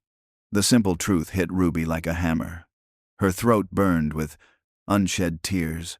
Hartley's eyes flickered not quite sympathy, but something close. "Mrs. Whitlock," he said slowly, rising to his full height. "I don't enjoy this, but that guard in Wichita had a family too. A wife. 3 children. They deserve justice." Ruby's voice cracked as the truth burst out of her. "I didn't kill him." Hartley stilled. Her chest heaved as she continued, the words tumbling free. "I was holding the horses when the shooting started. Jake Coulter fired the shot that killed that guard. I saw it happen with my own eyes." Hartley's expression was unreadable. "Can you prove that?" "No," Ruby admitted bitterly. "The others scattered after it happened. I don't even know if Jake's alive or dead." Eli's small voice cut through the tension like a bell. "Mama Ruby has bad dreams. About trains and loud noises. She cries sometimes when she thinks I'm sleeping." Ruby's tears spilled over at the child's defense. "Oh, sweetheart." She hugged him fiercely, her entire body shaking. Hartley turned away, jaw tight. "That boy's already lost one mother," he said gruffly. "Think about what your choices mean for him, Mrs. Whitlock." He crossed to the door and paused. "I'll be staying in Cheyenne for a few days. If you decide you want to tell your side of things, the whole truth, you know where to find me." And then he was gone, leaving only the echo of his threat behind. Ruby sank into a chair, clutching Eli like a lifeline. He pressed his face against her shoulder, the very shoulder where the tattoo lay, hidden beneath fabric and lies. "Don't go," he whispered. "Please don't go." Ruby's heart shattered. "Oh, my darling boy. I'll do everything I can to stay." But even as she said it, she knew the storm was closing in. Hoofbeats pounded in the distance, rising like a warning drumbeat. Ruby stiffened, holding Eli tighter. Through the open window, she saw a cloud of dust racing toward the ranch. Jake Sullivan, the foreman, burst into the kitchen, his weathered face grim. "Mrs. Whitlock, trouble's comin'. Riders from the southeast, 6, maybe 7. Tom spotted 'em from the ridge. They don't look like lawmen." Ruby's blood ran cold. Not the marshal this time. Worse. Jake Coulter's men. Her past. Come to silence her before she could ever speak. "How long do we have?" she asked, her voice sharp and steady, despite the terror clawing at her insides. 15 minutes, maybe less." Jake's hand hovered near his gun. "Sam and Marcus are in the barn. Charlie's up on the east ridge. The Kowalski brothers are riding fence on the north pasture, but Tom's gone to fetch 'em." Ruby's mind snapped into focus. "Take Eli to the root cellar. Maria goes with him. Keep them quiet until it's over." Eli's grip tightened on her dress. "Mama." Ruby cupped his face, forcing him to meet her eyes. "Listen to me, sweetheart. Hide. Stay silent. Papa or I will come for you. Promise me." Tears streaked Eli's cheeks, but he nodded bravely. Maria swept him up and hurried toward the cellar, whispering prayers in Spanish. Ruby turned back to Jake. "Those riders are here for me. They'll threaten the ranch to get to me. We hold them at the gate, make them think we've got more men than we do." Jake's eyes narrowed. "Mrs. Whitlock, the boss told me a bit about your past. Are these your old riding partners?" Ruby's jaw tightened. "Not partners. Not anymore. Enemies." She checked the loads in her Colt, the familiar weight grounding her. "If something happens to me, don't let them touch Clay or Eli." "Nothing's gonna happen," Jake growled, chambering a round in his Winchester. "Boss would skin me alive if I let harm come to you. Besides," His voice turned dark. Jake Coulter killed my brother in Abilene over a card game. I've been waiting years to settle that score. Ruby froze. Your brother. Jake spat tobacco juice into the dust. Funny how the world turns, ain't it? Dust swirled as the riders crested the hill. 7 men, hard-faced and dangerous, reined up just outside the gate. Ruby's breath caught when she recognized the leader. Luke Morrison, Jake Coulter's right hand. The man who'd taught her to shoot. The one who'd once called her little sister, before abandoning her in Wichita to take the fall alone. Well. Luke's grin was as cold as a winter wind. Ruby Lane. Heard you'd gone respectable. This is private property.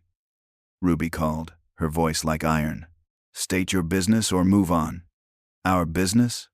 Luke laughed, the sound cruel and sharp. Why? We're here to visit an old friend. Catch up on old times. Maybe discuss mutual acquaintances who are mighty interested in your whereabouts. I have no old friends, Ruby said flatly, raising her rifle. Luke's grin vanished, replaced by a predator's snarl. You ran, Ruby. Left us to clean up your mess. That guard's death brought the law down on all of us. We barely escaped the noose. Thanks to you. I didn't shoot him. You know that. You were there, Luke. What I know, Luke snarled, spurring his horse closer, is that Jake Coulter's looking at a hangman's rope if certain people testify, and there's only one witness who can put him at that scene. His meaning was unmistakable. The other riders began to spread out in a slow, practiced movement, cutting off escape routes. Ruby's pulse pounded, but her aim stayed steady. My husband will be back soon, she warned. With the sheriff and a posse. You'd best be gone before then. Luke's laughter was ugly. Yeah, we heard about your husband. Clay Whitlock, respectable rancher. Wonder what he'd think if he knew the truth about his sweet little bride. Ruby's hands tightened on the rifle. He knows enough. Does he? Luke taunted. Does he know about Martinsville?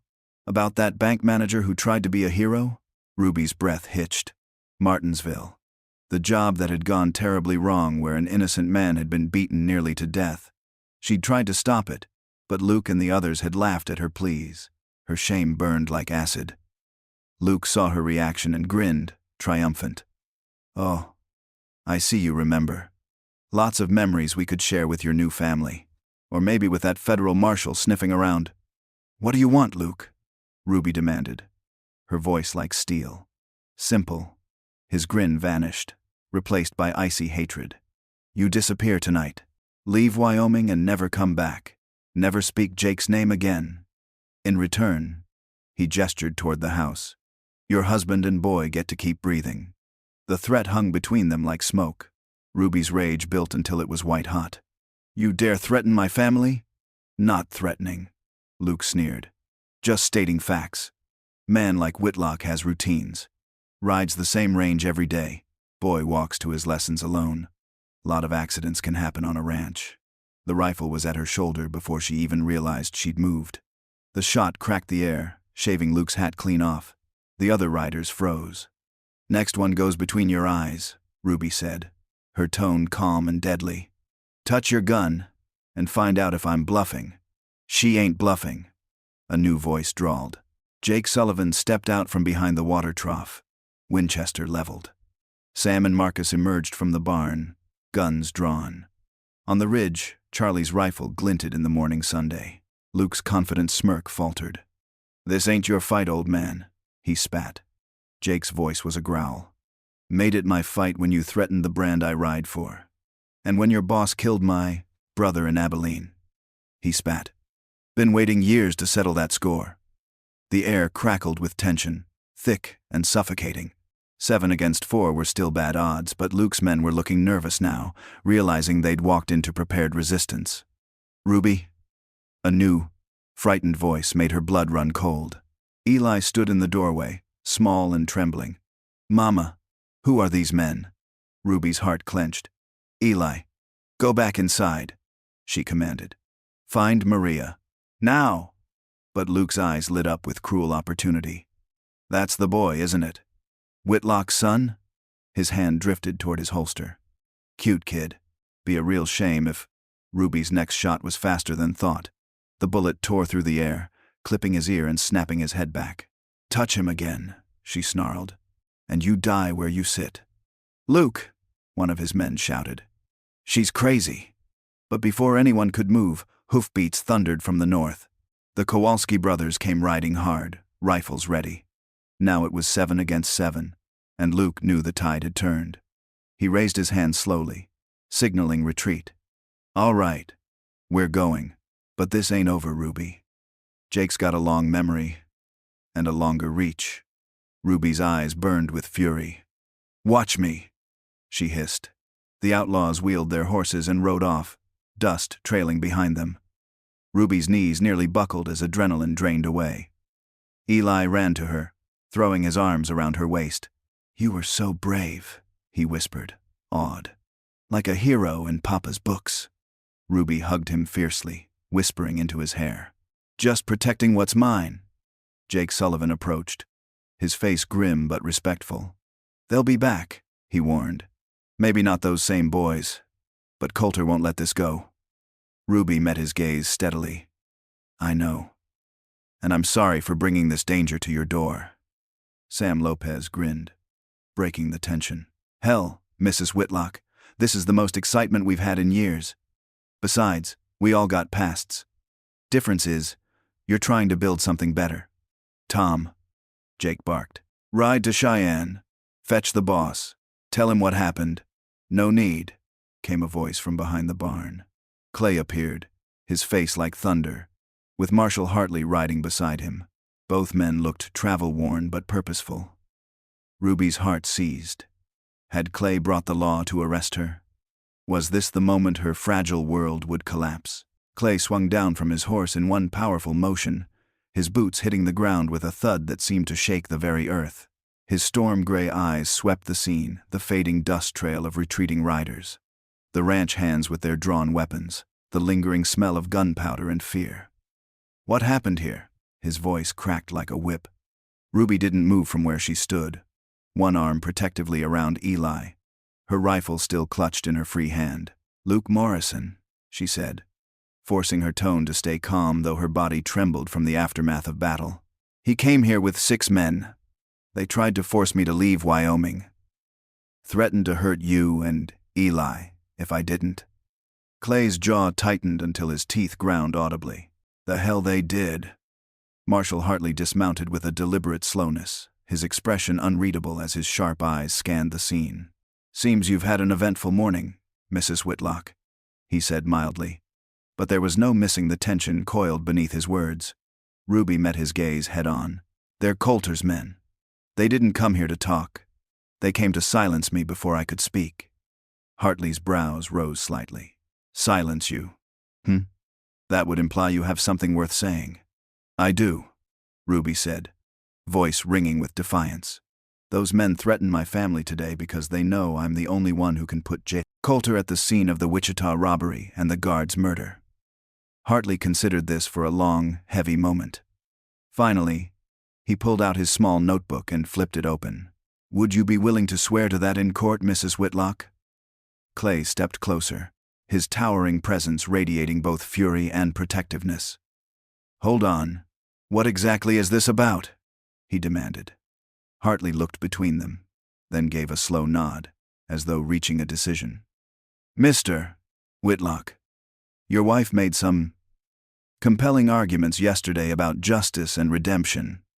He glanced at Ruby, something almost like respect flickering in his gray eyes. "It got me thinking, so I did some digging in Cheyenne." Ruby's pulse quickened. Digging. The very word was a knife to her gut. But Clay's hand slid protectively to her shoulder, steadying her. Hartley continued, his tone darkening. "Turns out there's been pressure from certain powerful parties to pin the Wichita killing on someone, anyone, just to close the case. The guard's family has connections. They want a hanging, not necessarily the truth." "Pressure from who?" Jake Sullivan asked, suspicion lacing his voice. Hartley's mouth tightened. "Can't say for certain, but I've been at this job long enough to smell when something stinks." Hartley turned his full attention on Ruby. "Mrs. Whitlock, I believe you when you say you didn't pull the trigger. The question is, are you willing to help me prove who did? Ruby's breath caught. You're asking me to testify against Jake Coulter? I'm asking you to tell the truth, Hartley corrected. In exchange, the prosecutor might be convinced to show leniency. Reduced charges, maybe probation, time served. A chance to walk away from this with your family intact. Clay's grip on Ruby's shoulder tightened. Immunity, he demanded, his voice like a gunshot. You get her full immunity or there's no deal. Hartley's eyes softened. Just a fraction. I can't promise that, Whitlock. But I can promise to fight for her. With the attack today, the case against Coulter is strong. The prosecutor will want her cooperation. And if she refuses? Clay asked, his voice dangerously quiet. Hartley didn't look away. Then I serve my warrant, arrest her for murder, and let the courts decide. His gaze slid to Eli, clinging silently to Ruby's skirts. That boy would lose another mother. Seems a damn waste when there's another path. The words twisted like a knife in Ruby's heart. She looked down at Eli, his small face pale, his wide eyes trusting. Then she looked up at Clay, who stood like a solid wall beside her, willing to face hell itself for her. Jake Sullivan and the other ranch hands watched, silent and grim. The weight of their loyalty hung heavy in the air. Ruby swallowed hard. If I do this, she said slowly, my family gets protection. Not just me, Clay, Eli, Maria. All of them. Hartley nodded. I can arrange federal protection during the trial. After, he shrugged. Men like Coulter tend to have short, violent lives. Problem might solve itself. Ruby closed her eyes for a moment, seeing the crossroads clearly. One path led to running, always looking over her shoulder, teaching Eli that love meant leaving. The other path led through fire. A courtroom, testimony, danger. But possibly, freedom. When she opened her eyes, they burned with determination. All right, she said. I'll do it. Clay's face softened with fierce pride. That's my girl. Hartley nodded briskly.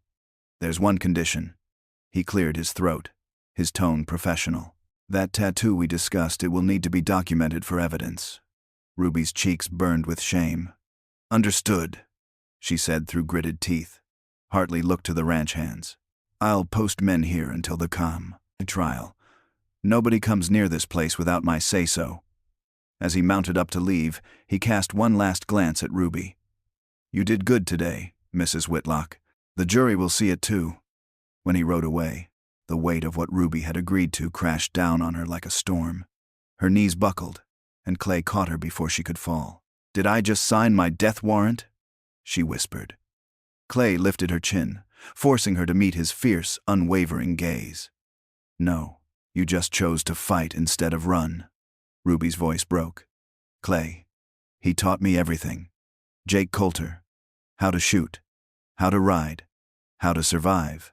He was the closest thing to family I had for 2 years, and now I'm going to help hang him. Clay's jaw clenched, his voice turning to steel. He threatened our son. Any man who does that forfeits his right to loyalty. Papa? Eli tugged at Clay's torn shirt, his small face etched with worry. Is Mama in trouble? Clay knelt, gathering Eli close. Mama's helping to catch some bad men, son. It might be scary for a while, but we're going to keep her safe. You understand? Eli nodded solemnly, his dark eyes shining, like when you protect the herd from wolves. Exactly like that. Ruby knelt too, making their embrace a circle, fragile, fierce, unbreakable. For the first time in years, she didn't feel like she was standing alone on the edge of the world. She had a family, a reason to fight.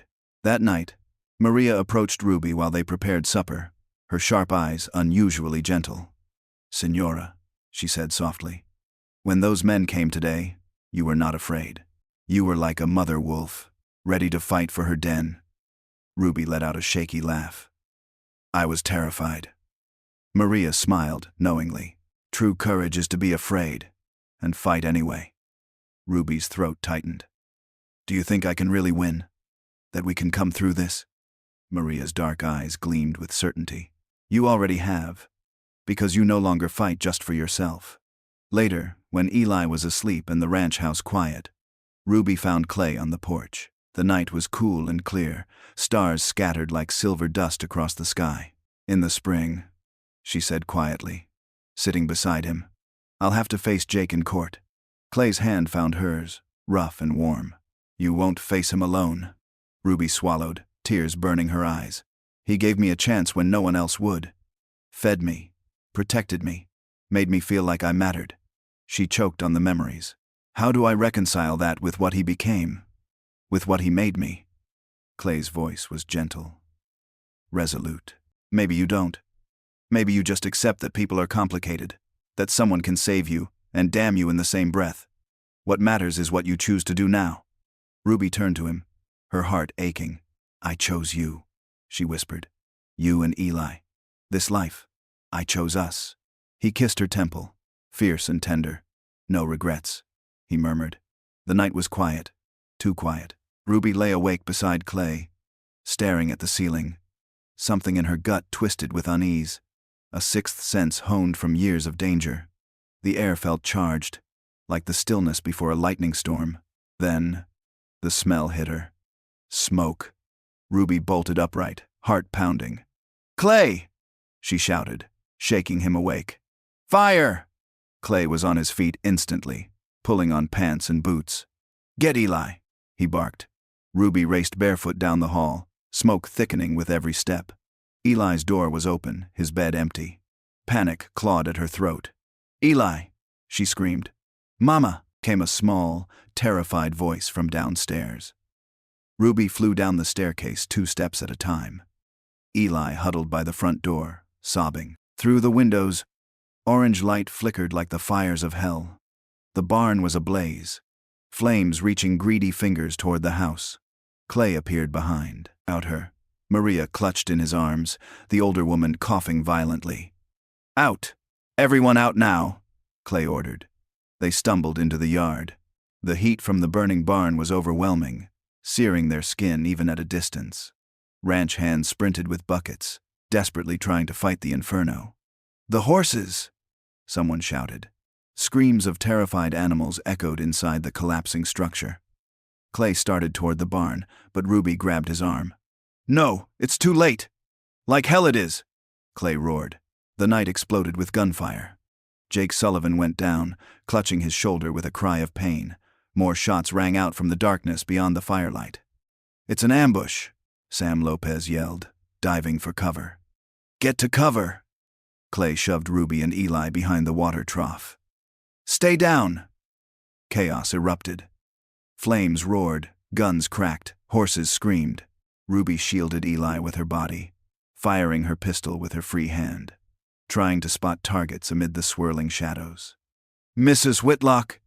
Tom Brennan crawled toward them, blood streaming down his temple. They came from the south, he gasped. 10 men, maybe more.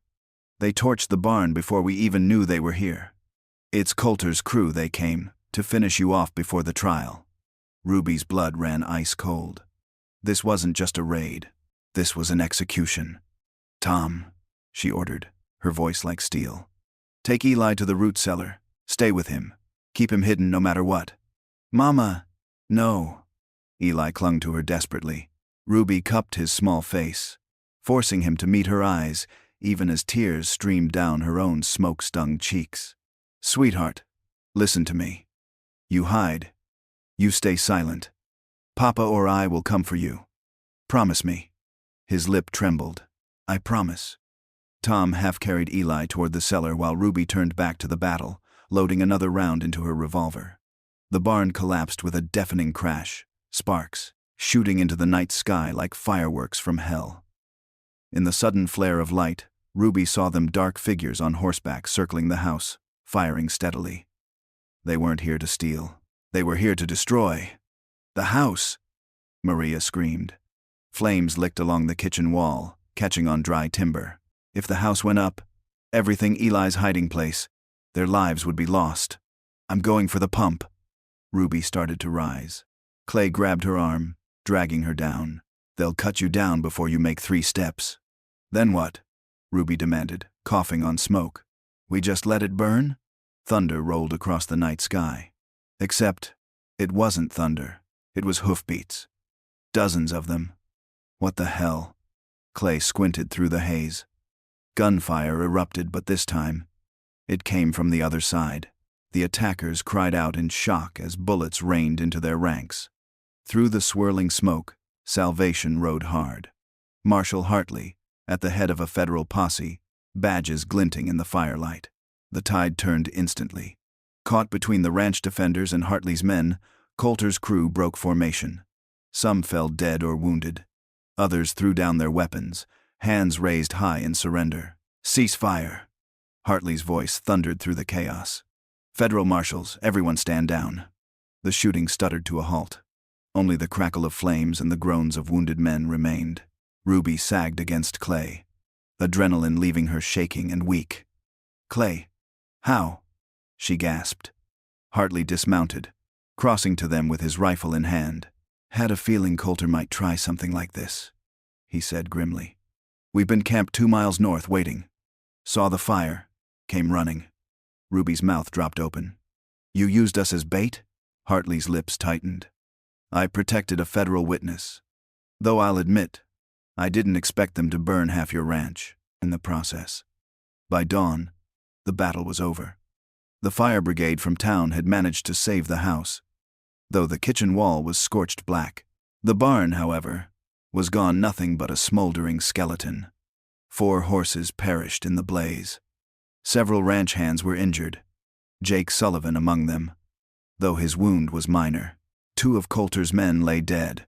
5 more were shackled, awaiting transport to Cheyenne. Ruby stood in the yard, staring at the ruins with hollow eyes.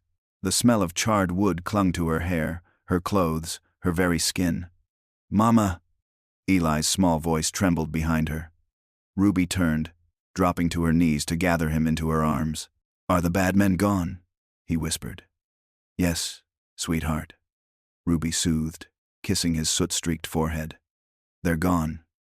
Will they come back?" Ruby held him tighter, her voice breaking. "No. The marshals will make sure of that." Clay approached, his arm wrapping around them both. "We'll rebuild," he said quietly, determination hardening his tone.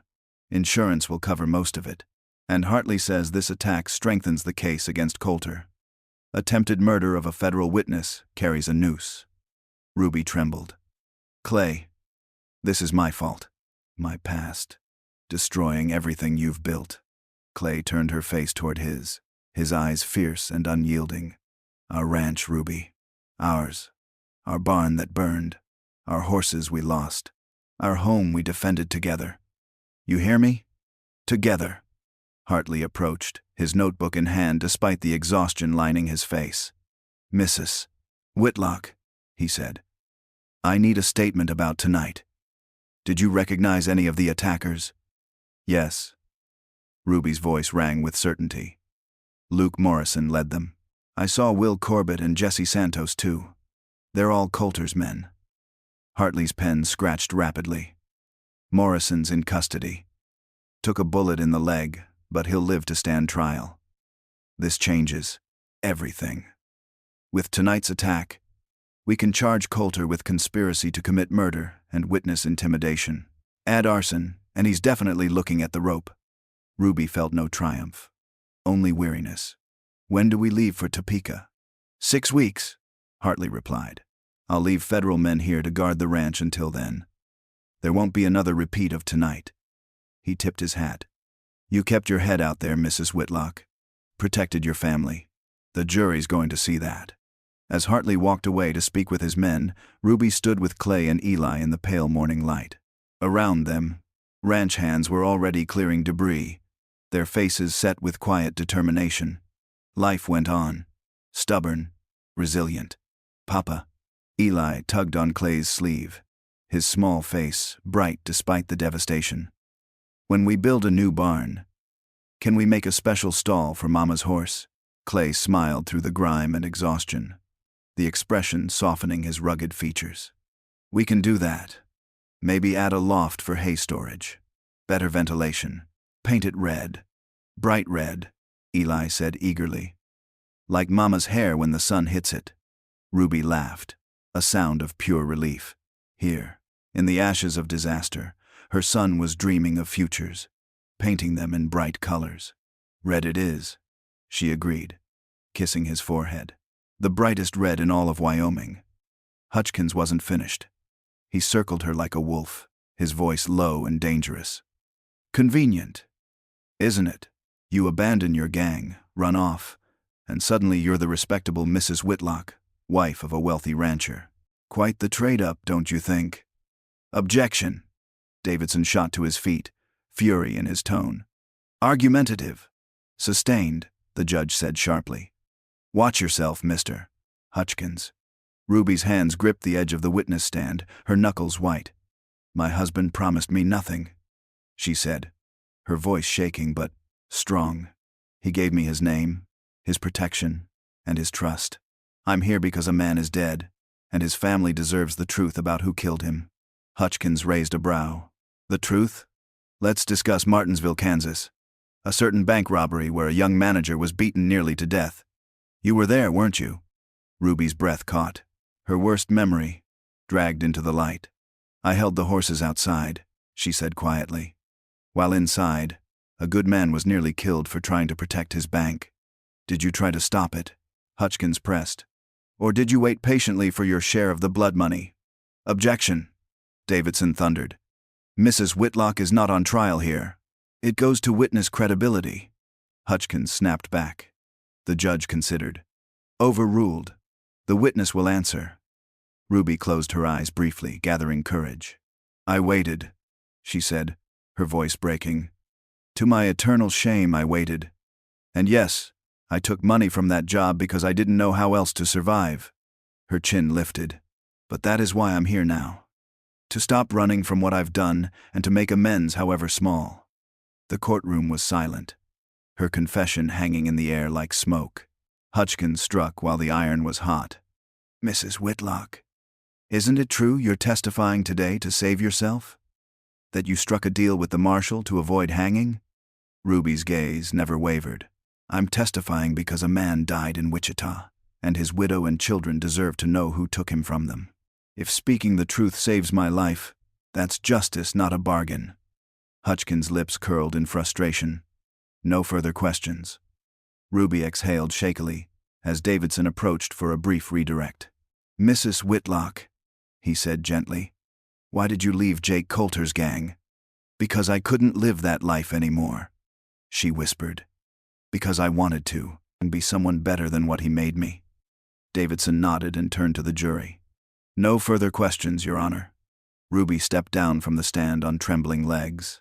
Clay was waiting just outside the rail, his hands steadying her as though she might collapse. You were magnificent, he murmured, pride and love blazing in his eyes. Ruby gave a bitter laugh. I feel like I've been trampled by a herd of cattle.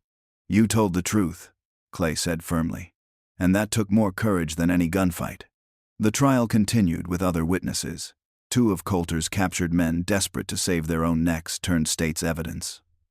They confirmed Ruby's account, detailing robbery after robbery, painting Jake Coulter as the mastermind behind them all. When Luke Morrison limped to the stand, his face twisted with bitterness, Ruby's stomach churned. He glared at her, as though she'd personally put the bullet in his leg. But his testimony sealed Coulter's fate. Finally, Jake Coulter himself took the stand. He was thinner than Ruby remembered, but no less dangerous. His dark eyes gleamed with that same magnetic charisma that had once ensnared her. Even now, she could see the effect he had on the courtroom people leaning forward, drawn to his every word. Mr. Coulter, Hutchkins said smoothly, tell the jury about your relationship with Mrs. Ruby Whitlock. Jake's lips curved in a charming smile. Ruby girl, she was like a little sister to me. I took her in when she had nothing, fed her, protected her, gave her a place to belong. Davidson rose. And what did you ask for in return? Nothing but loyalty, Jake said smoothly. She rode with us because she wanted to. Every job we did, she knew about. She planned some of them herself. Lies! Ruby burst out, leaping to her feet. Clay caught her, his hand gripping hers. Let him hang himself with his own tongue, he whispered. The Judge banged his gavel. Order in the court. Davidson's cross-examination was merciless. Mr. Coulter, on the day of the Wichita robbery, did you or did you not enter the train station armed? I did not, Jake said with an easy shrug. I was merely there to collect a debt. The shooting was chaos. I tried to stop it. Then why? Davidson said, his voice like a whip. Did 3 separate witnesses see you leaving the station with blood on your hands? Jake's smooth facade cracked for just a second. Then the smile returned. Colder this time. People see what they want to see. Davidson slammed a piece of evidence on the table. Ruby's signed testimony and Luke Morrison's corroboration. Or maybe, Mr. Coulter, they saw the truth. Jake's jaw tightened. You think you've won, but you don't know the game you're playing. The jury deliberated for less than 2 hours. When they returned, the foreman's voice was steady and clear. On the charge of murder, we find the defendant guilty. On the charges of robbery and conspiracy, guilty. Sentence: death by hanging. Gasps filled the courtroom. Ruby's knees nearly gave out, but Clay's arm wrapped around her, holding her upright. As the bailiffs led Jake away, he looked back over his shoulder. Ruby braced herself for hatred, for threats. Instead, he smiled. That same twisted, charismatic smile that had once seemed like salvation. You did good, Ruby girl, he called. Survived better than the rest of us. Give that boy of yours my regards. Then he was gone, leaving only the echo of his words and the final severing of her past. The journey home was quiet, both of them lost in thought. Ruby sat by the train window, watching the snowy plains rush past. When she finally spoke, her voice was low and determined. Clay, there's something I need to do. He glanced at her. What's that?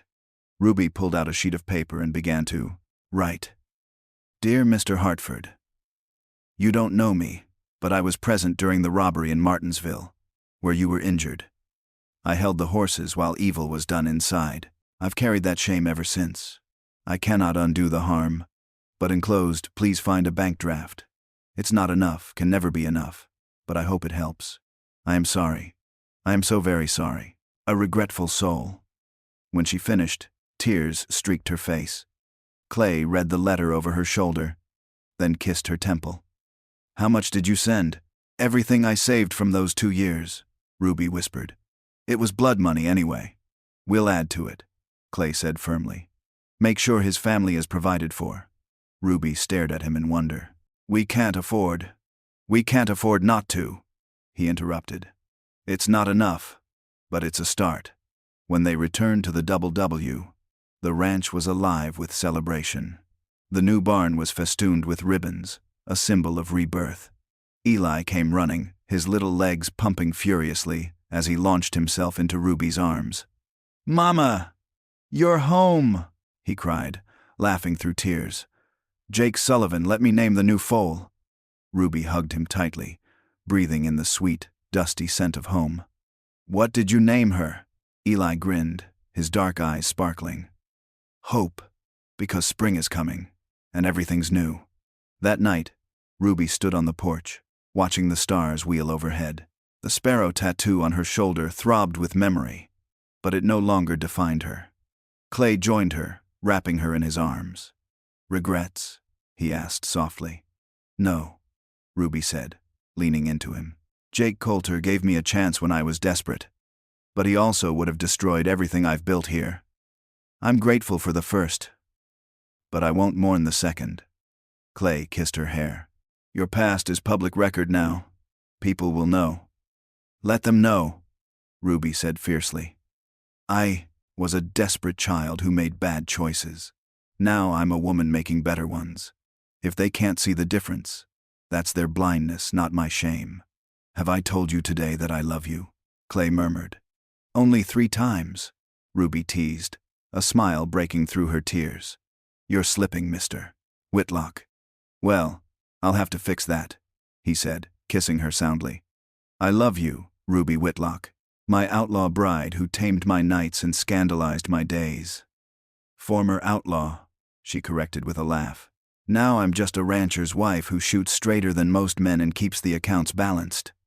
Ruby looked out over their land, silver beneath the starlight. All of it, the good, the bad, the rebuilding after destruction, was theirs. Somewhere in the distance, a coyote howled, wild and free. But Ruby no longer felt the call of wild freedom. She'd found something better than running. She'd found freedom in staying, in fighting for her family, in loving without fear. The sparrow on her shoulder would always be there, a reminder of roads taken and mistakes made. But now, it wasn't a chain. It was a symbol of survival. "Come to bed, Mrs. Whitlock," Clay murmured, his voice rough with tenderness. "Dawn comes early, and we've got a ranch to run." "In a moment," Ruby whispered, savoring the peace, the quiet after storms, the promise of a future she never thought she'd have. Behind them, Eli slept safe and warm. In the barn, a foal named Hope dreamed of bright spring mornings, and under the vast Wyoming sky, Ruby Whitlock, wife, mother, survivor, finally understood redemption. Not the erasure of the past, but its transformation into something beautiful. The stars wheeled above, eternal and forgiving, as the double W thrived beneath their light. Ruby's story was no longer one of escape. It was one of homecoming.